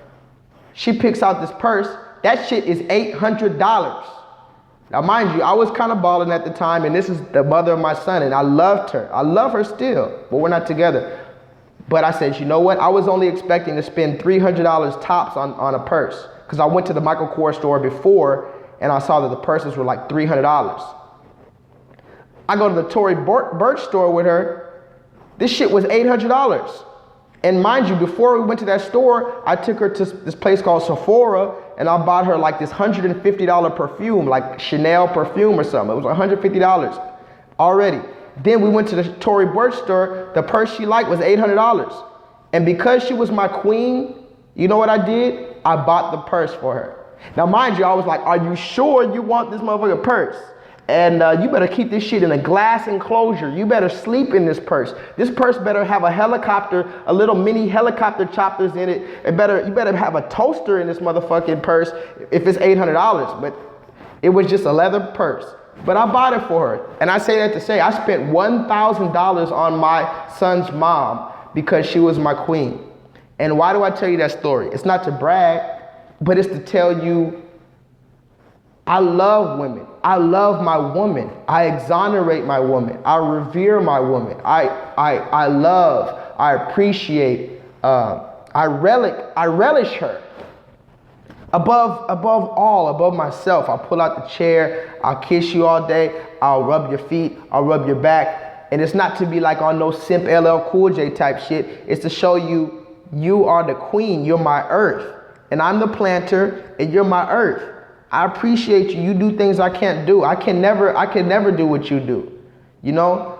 But you have to know your worth. I wouldn't spend $1,000 on a girl who's twerking on Instagram for everybody to see and showing her areolas and her nipples to everybody on Instagram. We got to think about it. And what's happening, I know what's happening. A lot of women are competing with other women. They're seeing, oh damn, she's getting attention. She got 10,000 likes and 400,000 followers. Damn, and look at her comments, and look at, she's popping now. And look, she's at this club, and look, this rapper flew her out to Miami, and she's in this new Rick Ross video, and I want attention, I want to be loved. And that's what it is, you want to be loved. And so without proper direction, what you're doing is you're looking for love. You're looking for affection and acceptance, which is fine because every human being wants to be accepted. But you're looking for acceptance in the wrong place, queen. You can't be twerking and showing your breasts and cursing loud and face full of makeup and face and a head full of hair that's not yours. It's not our nature. And I'm not someone here to bash you. I'm telling you what real men want. The same way you could tell me what you want as a woman from me, and we can meet somewhere in between. That was just on a side note. I woke up crying uncontrollably. I never forgot. We are not Hamitic people, which is Hamitic coming from the derivative of the nation of Ham, which is considered to be the African people. So she's saying we are not African people, although we share the same phenotype. Phenotype meaning facial structure, okay, and color of skin. So basically, Ferguson is saying we are not African people, although we look like Africans, we are not the same people. We are the Shemitic people. Most of our people were already here when Columbus arrived. Fact, fact, fact. That's why I tell a lot of people, they're always like, what do they say? Oh, go back to Africa. I know you all heard that one before. Why don't you guys just go back to Africa? You guys just, fuck it, just go. If you don't like it here so much, go back to Africa. First thing I say is like, to go back, like this is how you know you're dealing with ignorant people. Back means you want. How the fuck you gonna tell me to go back somewhere that I've never been? That ruins your argument there. But then when you really get intellectual with them, you can tell them just like Ferguson said. First of all, we are not Hamitic people. Although we share the same phenotype as Africans, we are not the same people. We are Shemitic people. Most of our people were already here when Columbus arrived. Say some shit like that, watch them niggas start foaming at the mouth. You better not show them a picture, because I got pictures of native, quote unquote, Native Americans or indigenous people that were long braids, feather in the head, long braids that are black like my shirt. I got pictures, okay? So all that go back to Africa shit, miss me, okay? I wouldn't mind if we got a Huey P. Newton 2.0. Our people need something like that. Yeah, Queen, but you know what happened to Huey, right? The same thing that the same thing that happened to Martin Luther King, the same thing that happened to Malcolm X. And here's another thing too. When people say, oh, well, you shouldn't be so aggressive. I say, well, who should I be like? Martin Luther King? Yeah, you should be like Martin Luther King. I say, okay, do you know what happened to Martin Luther King? Oh, yeah, well, he was assassinated. I say, okay. So Malcolm X and Martin Luther King were alive at the same time on completely opposite sides of the spectrum. We could throw Huey Newton in there too. So Huey Newton and Malcolm X is on this side. Martin Luther King is on this side. Both of them niggas got shot. How are you going to tell me which one is right and which one's wrong? Because, okay, I can understand. You don't want me to be aggressive. Okay, if I go over to this side, I'm still going to get shot. So I'd rather speak this motherfucking passion that God has put in my soul. Because I used to get in trouble in 3rd grade, 4th grade for speaking loudly. But at that time, I had no knowledge, no wisdom. I was just speaking to be noticed and to make people laugh. I've always had a quality of communication that people gravitated to. But when I was younger, they called it a class clown. And I used to get whoopings and in trouble and kicked out of school and suspended and punished. Now I'm using that same passion, that same loud voice, and adding it with the knowledge and the wisdom that I've received. And now I'm about to get in some real trouble from these motherfuckers. And that's fine. I want to be like Huey. I want to be like, my Instagram name is New Malcolm X. New_Malcolm_X. That's my Instagram. And I don't even post pictures of myself. I just post pictures of shit like pictures of indigenous black people in Native America. I post pictures of like real shit that you'd never see. I have pictures on my Instagram of black slaves feeding white babies with their breast milk. There's pictures like that of slaves, black slaves with a white baby on her titty feeding her milk because they knew our genes were so strong, our milk was so strong, our colostrum was so strong, and their babies were being born all decrepit and all paralyzed. And so they figured, oh, if we get this black woman to feed our baby, my baby will be strong. But yet you call us niggers, yet you call us monkeys, yet you call us lesser than human. But when it comes to feeding your baby, you give it to the slave. Why was that? Right? Stuff like that really makes you think. About 90% of our ancestors were already here. Most of us. Ferguson says, I haven't worn lice-ridden fur. She's talking about this weave. I haven't worn lice-ridden fur on my natural hair in decades. That's so funny to me. Like, I'm crying over here because I've never heard it called that. She's called a weave lice-ridden fur. Oh my God, I'm gonna use that. I'm gonna have to screenshot that because that is good. If you imagine if that was on the package for weave instead of Indian Remy or whatever, Yaki and all that, it just said lice-ridden fur. You think our people would still wear something on their head that was called lice-ridden fur? Because that's what it is. It's fur like a fucking German shepherd with bugs in it. And that's another thing. I keep that in my back pocket about these people. You're talking about, you know what I've heard before? They said our hair looks like pubic hair. But you have bugs, human creatures, creepy crawly animals in your hair. And I'm the monkey?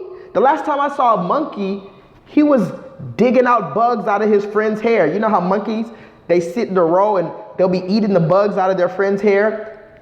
That's more like lice. Black people don't have that. Imagine if black people had bugs in their hair. They'd really give a shit about it. But they just keep that shit under the rug. They comb it out, they shampoo it real quick. Nobody's looking. I'll get these bugs out of my hair and call you a nigger again. Think about the type of shit. Think about how they gotta bathe in sunscreen lotion. They gotta bathe in suntan lotion before they go out for the pool for 30 minutes. I see it. It's summertime. I'm in Texas. These motherfuckers keep a portable pack of sunscreen in their back pocket. They pull that shit out and spray it all over themselves just to be at the pool for 30 minutes. My black ass, I go out there, I might put some coconut oil on just to get shiny and glistening real quick.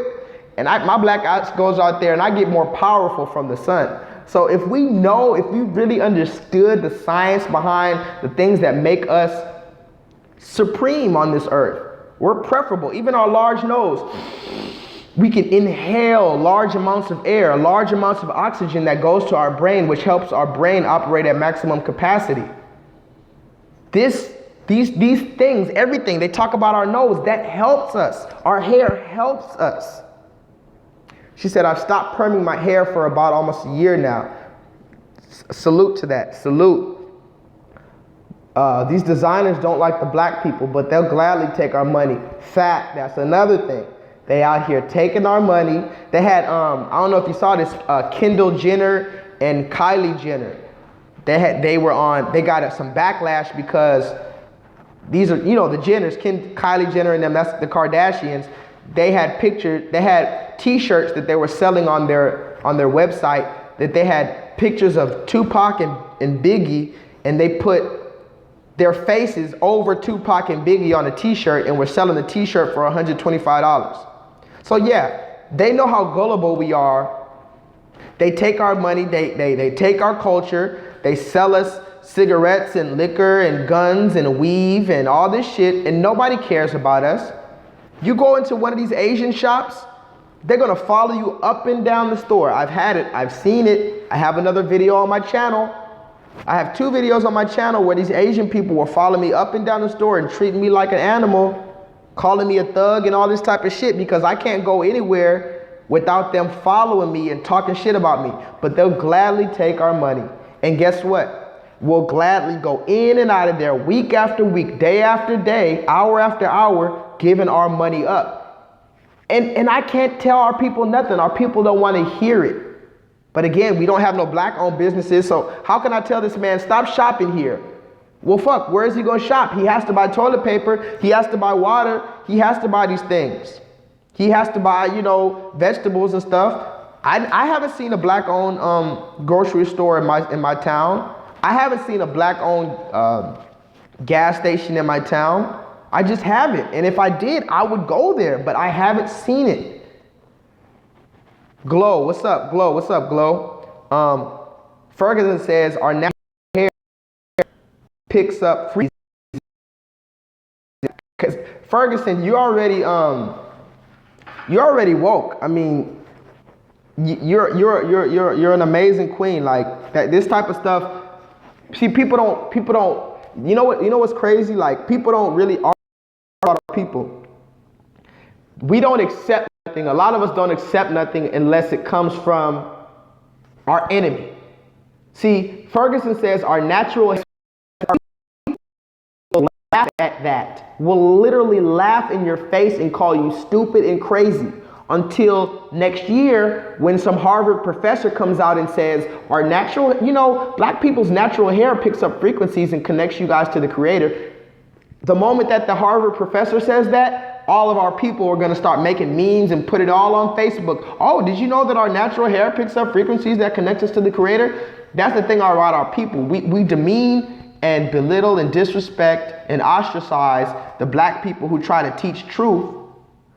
And we don't accept it until a doctor comes out, a white doctor comes out and says it, until a white Harvard Law School professor says it, until some politician or something like that says it. We have to embrace people who's going to tell us, black people who's telling us the truth. That's my problem. People don't want to listen to me because they're like, oh, what school did you go to? Like that defines me. Like if I told you I went to Yale or Princeton, then you would believe me, right? Then you would believe me. Everything I say then is cool. You can respect me. Or if I say, yeah, I make $100,000 a year, then you respect me.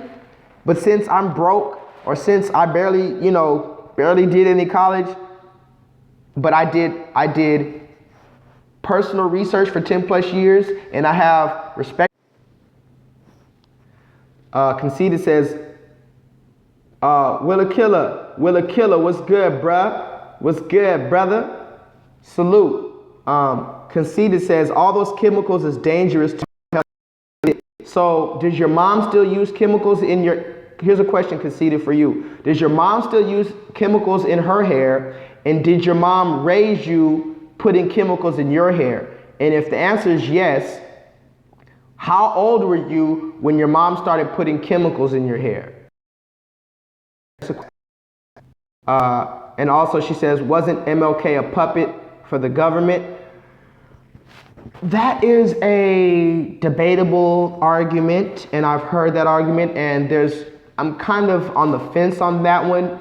To an extent, I believe he was initially, or he might not have been a puppet for the government, but I believe he was used by the government. They allowed him to do certain things because his narrative was not really as threatening as a person like Malcolm X. See, like Malcolm X was not a puppet whatsoever. That's why they had to kill him, first. But they also had to take out Martin because they knew he was still a threat. Now, again, it's like a lot of these rappers. You could say these rappers are puppets, but see, imagine, I'll say MLK was like a rapper. He was just saying stuff that was really keeping us asleep, kind of.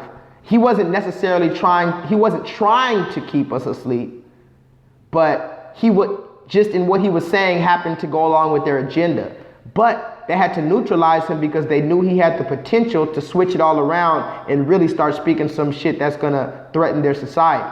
So that's like a lot of these rappers. They might not be intentionally trying to put us to sleep, but it just so happens that their message about popping pills and this and that is keeping us asleep. So that's why they allow these rappers to go along. So yes, we could say MLK was somewhat of a puppet, but I also want you to look up MLK's last speech.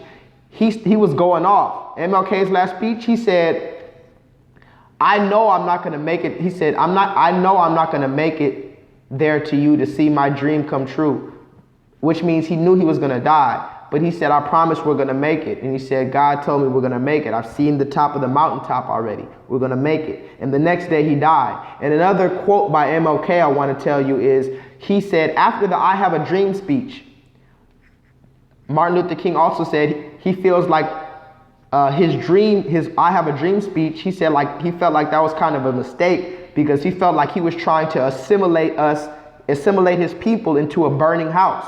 You can look that up too. MLK burning house quote, meaning he was saying that, damn, I know what I was trying to do, but now that I think about it, I think that house that we were trying to get into is already burning down.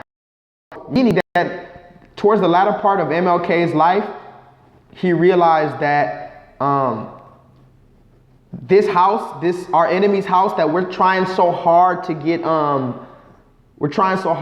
acceptance from, it's already burning down. And really in 2017, if you look around, unless you're just trying to close your eyes, if you open your eyes in 2017, you're going to see that America doesn't look too good.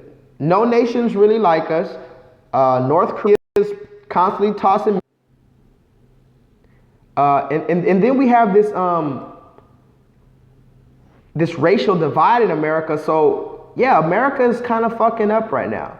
So do we really want equality, and do we really want to fit into America? Do we want to be American? That's another thing. How many of you guys are going to barbecue this 4th of July coming up? What are we barbecuing for? Why are black people so happy to fucking barbecue and set off fireworks on 4th of July? Like, that just shows our fucking incompetence, bro. We shouldn't barbecue.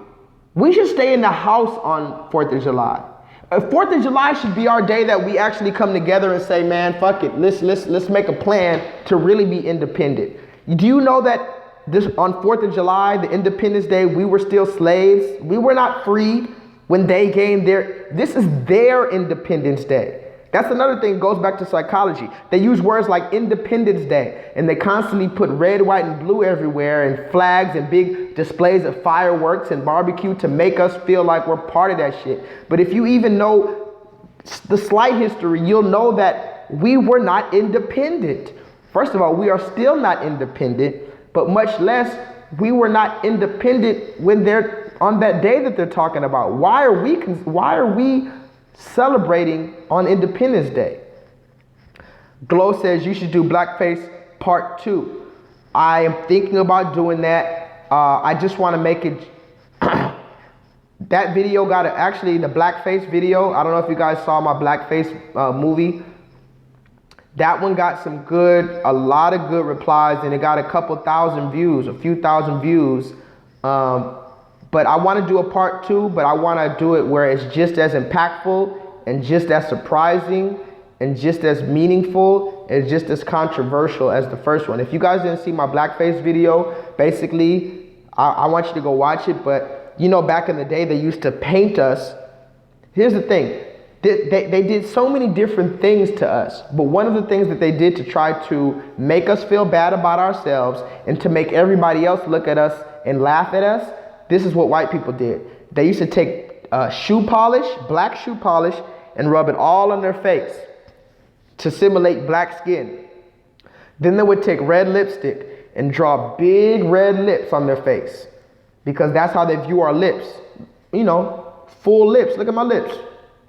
I got nigger lips, the same lips that are on the Egyptian statues. That's how they look. And they cut the noses off our statues because the noses were big too. So in short, they called it blackface. They used to put black paint on the face, big red shoe polish to simulate lips, and then they used to dance around and jive and do all this stuff to try to, again, to make black people feel bad about themselves and to create a narrative to people who aren't black to look at us like, oh, look at these buffoons, look at these clowns. So what I did on my Blackface 2.0 video, I put black paint on my face and big red lips, just like they do us, because usually it's white people who do it. And every year, if you look at college campuses, every year there's a controversy of a white girl or some white guy who does it and gets in trouble. He has to apologize for it, because that's how they still feel about us. But I'm a black man, and I said, oh, this is how you feel about us? Okay, let's confront this ideology. So I put black paint on my face, big red lips, and I put the word nigger on my shirt in big black letters, N-I-G-G-E-R, nigger, with black paint and red lips. And I went out into Texas. I went out into the streets of Texas, and I did a whole film confronting people, not trying to aggress them, but just talking to them and seeing how they feel about this. Most of the people came up to me and started either arguing with me or asking me why I did that, and then, you know, certain stuff pursued. A lot of people tried to fight me. Some people tried to literally almost wanted to fist fight me because they were uncomfortable or they didn't like the fact that I put this on my face. And mind you, it was a Hispanic dude who tried to fight me for wearing a nigger on my shirt. And then the police, I was in the mall and the police surrounded me. At least 6 police surrounded me and were about to try to arrest me or maybe, I don't know, beat my ass or something, because they said the word nigger and the black paint that I had on my face was offensive. So they kicked me out the mall because they said it was offensive. And I'm like, how? And it was a white man who told me that the word nigger is offensive. I'm like, how is a white man going to tell me that the word nigger is offensive? Now, ain't that ironic? You white man, who your people created this image about me and this word about me. Now, but when I put it on myself, it's offensive. But you never said it was offensive to the people who initially did it. So the people who did it, they can do that shit. But me, I can't. So yeah, I did that blackface video to wake our people up and to confront racism, because I'm not scared of these people. But I want to do a blackface part 2. I do, but I want to make sure it's just as controversial, just as surprising. So I have some ideas. I don't want to show you the ideas because I'm still cultivating them, but I have an idea. I might flip the scenario this time and see because I don't want to do the same exact thing. Although I would like to see other people do that in different states. Or somebody, here's a good idea somebody told me. Somebody said, for the next blackface video, you should get a group of black people to paint their faces black. Like, imagine if we had 20 black people all paint their face black, put big red lips and the word nigger on their shirt, and hit the streets of California, hit the streets of New York, hit the streets of Washington, D.C., hit the streets of Miami, hit the streets of Texas, hit the streets of Mississippi, hit like some hick town, like go somewhere like Alabama. 20 black people dressed in blackface with the word nigger on their shirt. What would that, that would be, man, that would be some next level shit. You know, so that's really what I was thinking. Conceited says, since I was 5 years old, society made me hate my hair. My white classmates play in mines. They loved it. It really confused me as a little girl. I was supposed to be playing with dolls. 5 years old, you just learn how, you just getting potty trained. You know, you want to go outside and play hopscotch, double dutch. But at 5 years old, this black woman is telling me she wear that from her head, whether it's beautiful or ugly. And she also said white people used to play in it. They loved it. Wow. So think about that, guys. A 5-year-old girl, black woman in America, is not worried about playing hopscotch or video games or playing with dolls or playing with, you know, an easy bake oven. She's worried about, is her hair beautiful or not? And she's conflicted.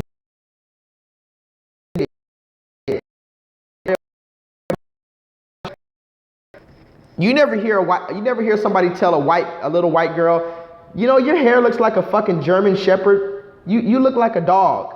What if we went and told white people, you look like a fucking Neanderthal. You look like a baby Neanderthal. What if we told white people that? How would they feel? They would feel like shit. But they could tell us we look like cave monkeys, porch monkeys, animals. We have pubic hair on our heads, everything, shit stain, everything they could tell us. I've heard it all. I've heard, you're the same color as my shit. I think that made me feel when I was 7, 8. You're the color of shit. I know shit isn't good. So if I'm that color, how am I supposed to feel? That's where it comes down to our psychology. We grow up so fucked up.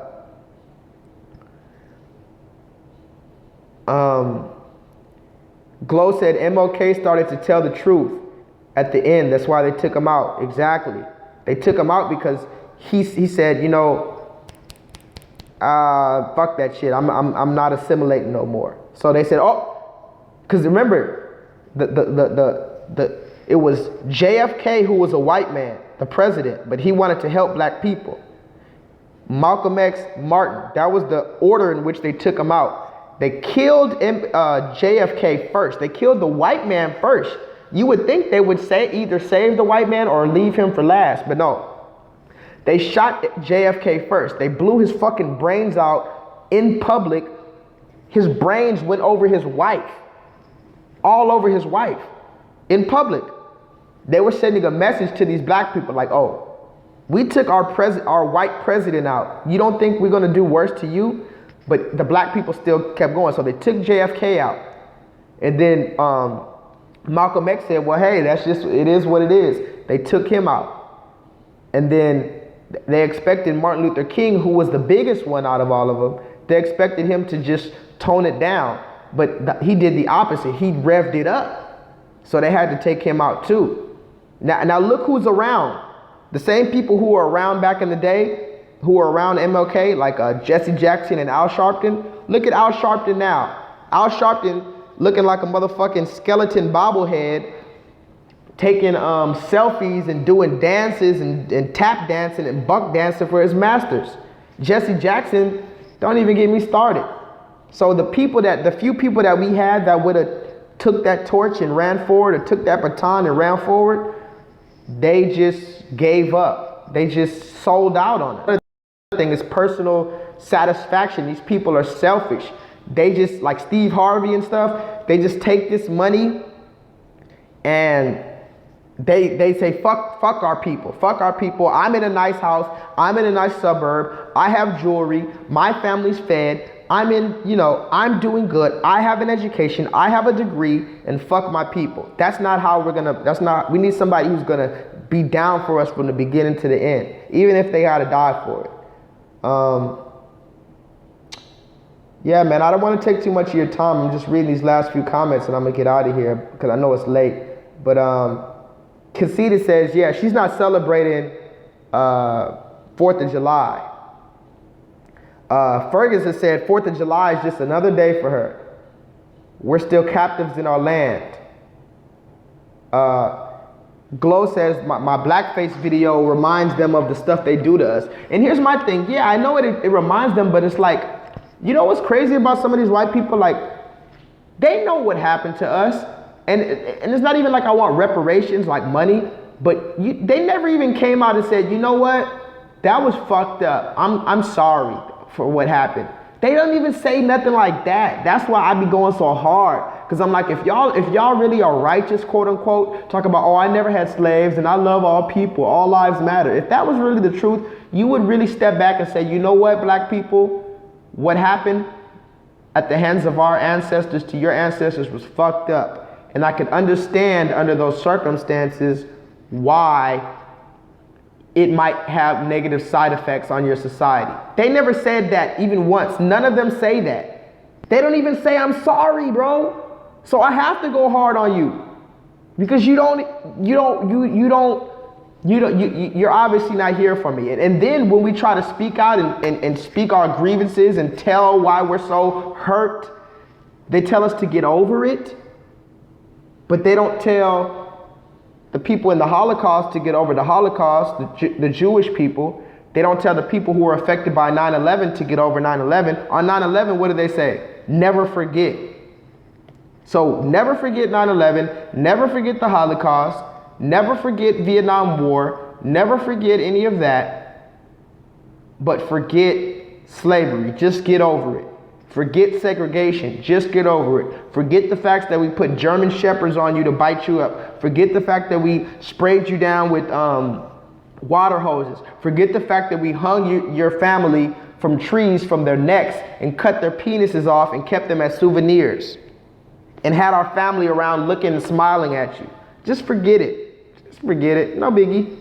And then they don't see how that can affect us. Oh, then they say, oh, look at these niggers in these ghettos. They pushed us into those ghettos. And then they say, look at these niggers in these ghettos. They can't read. They prohibited us from reading. You see the psychology of these evil people? They used to beat us for reading. And now that a lot of us can't read or we speak broken English because we were prohibited from reading, they make fun of us for not being able to read and for speaking broken English. But at a time, a nigga like me would have been killed because, oh, he's too smart. He's speaking too articulate. Where did he learn how to read that? They would have chopped my head off for speaking like this. But they want us to, you know what I'm saying, bro? Oh, yo, yes, massa. That's how they, come on, bro. It's time to wake up, man. So in actuality, of course, I didn't want to take too much of your time, and I kind of deviated from my initial thing where it was about black role in society of black men and black women, but really it all comes full circle because black men and black women are in the same fight together, and we just have to embrace our roles and understand that not everybody's going to be on the front line. Not every soldier has to be on the front line. Like in the army, some people in the army never pick up a gun. Some people in the army are nurses in the army. Some people in the army are cooks in the army. And then some people are, in the battalion, like, on the front line with the guns and the AKs with the camouflage on. Not everybody has to have a camouflage with the AK blasting at everybody. It's okay to be a nurse or a cook or some other thing that helps the cause of our army. I'm willing to be on the front line. That doesn't mean a black woman has to. That doesn't mean every black man has to. But we have to have somebody, and we have to embrace it. And we can't do this also. This is what we do. We wait for somebody to die, and then we say, damn, that was a real nigga, man. Look how good he was. Then you go back. It happens all the time. The moment you die, because think about it, Malcolm X, he wasn't that popular when he was alive. Yes, he was popular, but he wasn't Malcolm X like we know today until he died. Then people started jumping on the bandwagon. We can't wait till somebody dies to uplift them. They can't do anything. They can only, from that point, we can only look at the things that they said and help it to motivate us. But why don't we lift up people who we see are here today, who in the midst of the struggle, who are not going to submit to this society? Like a person like me, I don't want money from you guys. I don't even have a GoFundMe account. I don't have a Patreon. I never asked for one donation. I never monetized my videos. Even before they did this YouTube strike, I never monetized my videos because I said this information is for our people. And I don't want no white money with white people on it when I'm teaching this knowledge. That's counterproductive. I want to help take us out of this society, build our own infrastructures, and then we can be wealthy together. That's what I want. So, yeah, I'm about to get on out of here. Let me read these last few. If y'all have any questions or anything, any last things you want to say, I definitely put that. Ferguson says, based on the fact that they put drugs in our communities, destroyed our unity in families, destroyed all of our communities and businesses, they have to pay, and they will pay. It is what it is, man. Like, I can only say what I know, and this is the truth. Some people, I'm gonna be criminalized for it. They're gonna call me a domestic terrorist, this and that. And look, this is what it is. Y'all know what it is. Yeah, and that's another thing. They don't want us to talk like this because really they're paranoid. This is why they don't like to see us congregating, and this is why they like to throw us some little distractions every time, because they know black people talk and they know black people get fired up. So they give us stuff like Love and Hip Hop and basketball and all this bullshit to get fired up about that distraction. Because if we actually had time to think and we came together on a righteous path, we get fired up about what we need to be fired up about, and that's about gaining our real independence. And they know there's only one way to gain our independence from our oppressor, and they know that they're oppressing us. So they're really paranoid. So don't feel bad that you're on this path, you know what I'm saying? It's just time to level up, and it's just time to love yourself and to know yourself. You know, as a black person, whether you're a man, you have to know that you are the leader, you are the seed planter, you are the protector, you know, you are the one that brings balance, and you are the one that brings, you are the enforcer. And as the black woman, you are the light, you bring forth life. You are the nurturer. You are the one that we lean on. Because again, black men, the only one that I'm comfortable being vulnerable to, truly, is my woman. It was when I was younger, I would be vulnerable, to my mommy, like, oh, mommy. Like, I would go scrape my knee and then, oh, mommy. Dad would just be like, boy, you better get up and clean yourself off. But then you scrape your knee and you go, oh, mommy. And your mommy kisses it for you and she rubs it and puts a little Band-Aid on it and she gives you a sticker and a lollipop and you feel good. But as you get older, you go through all this stuff as a man. But then you have your woman and you lay on her just like you laid on mommy, like, ah. And you might even cry in front of your woman. You might even, tell your woman all your deepest, darkest fears, your deepest, darkest secrets. You might tell her you're scared. You can go out into the world and you're like this. But then you go to your woman and you're like, baby, I don't know if I could do it. Baby, I don't know if I'm worthy. And your girl, she's gonna be like, baby, you can do it.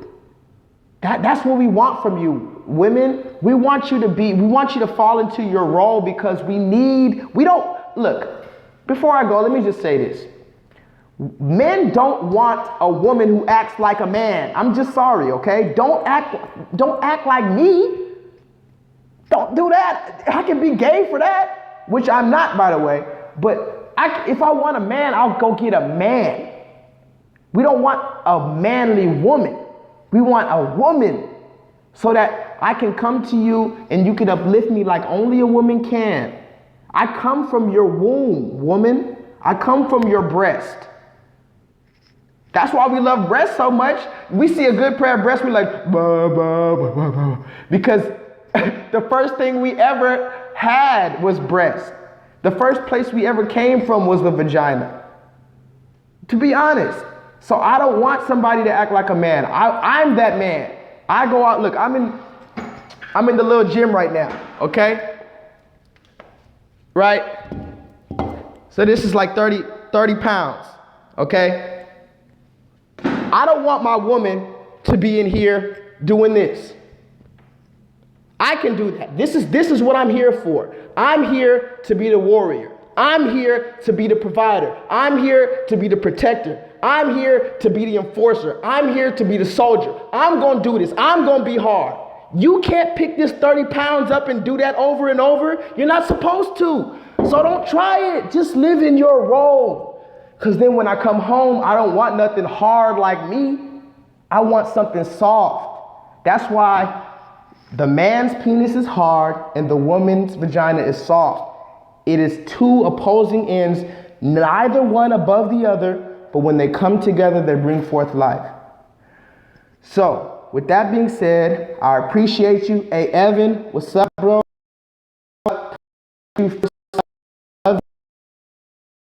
Where is Glow? I love you, Conceited Truth. I love you, all the people who joined. The Light, who was here earlier. And I'm sorry that the connection got disrupted. This was my first live feed, so I'm still figuring stuff out. But I want you guys to enjoy the rest of your night. Love each other. Out here, you gotta be strong, you gotta be hard, and love that black woman. Even if we gotta stop. One more thing before I leave, because I talk a lot. Black man, love that black woman. Meaning, not even if it's not your black woman. Tomorrow, here's a mission. Tomorrow, see a black woman and tell her that she's beautiful without trying to get her number and trying to smash. Tell her she's beautiful and go about your day.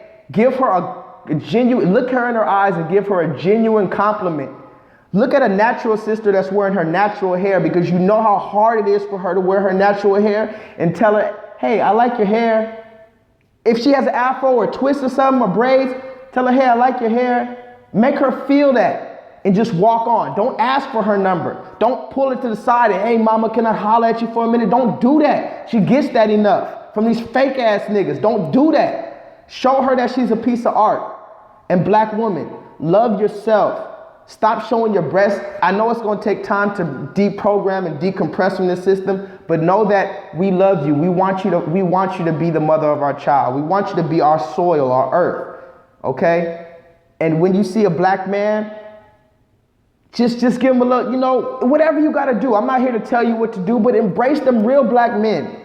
Don't look at a man just because he has money and think that that's a real man. Embrace some of these men out here who's trying. You know what I'm saying? It's time to wake up, people. And I talk like this because I love you, and I honestly don't know. I might die tomorrow, and I don't knock on wood because that's some superstition. But the fact is, I might die tomorrow. I might get shot by police tomorrow. And then y'all gonna be like, damn, that nigga was real, man. Then my YouTube channel's gonna blow up, and all these fake ass people gonna be on my channel watching my videos like, man, we should have helped him out, or we should have gave him some donations or some shit. Nah, don't wait till I'm dead. Love me now. I love you now. So if this is my last time talking to you, so be it. But guess what? We're going to make it, black family. We are going to make it. God is putting us through this test for a reason. And while we're sitting here waiting on God, guess what? God is waiting on us. God is definitely waiting on us. So that's the whole ironic twist to this whole thing. The plot twist, nigga, I in here. You talk. God is you. What? Why are you waiting on? See, that's the enemy right there. Got you waiting on somebody to come from the sky. No, God is here already. All you got to do is come back to him. And then watch our enemies crumble at our feet. They're going to be, how they made us be slaves? They're going to want to be our slaves. Once we take our dances back, and we take our culture back, and we take our heritage back and our food back, and we love each other again, you already see it. They're trying to whip and nay and all this shit right now. All this shit. They're trying to dance like us already. Imagine if we truly loved ourselves. They'd have no choice but to cling to us. So with that being said, black family, I'm out of here. I love you. Please have a great night. Fuck the 4th of July. And I'll holla. Peace.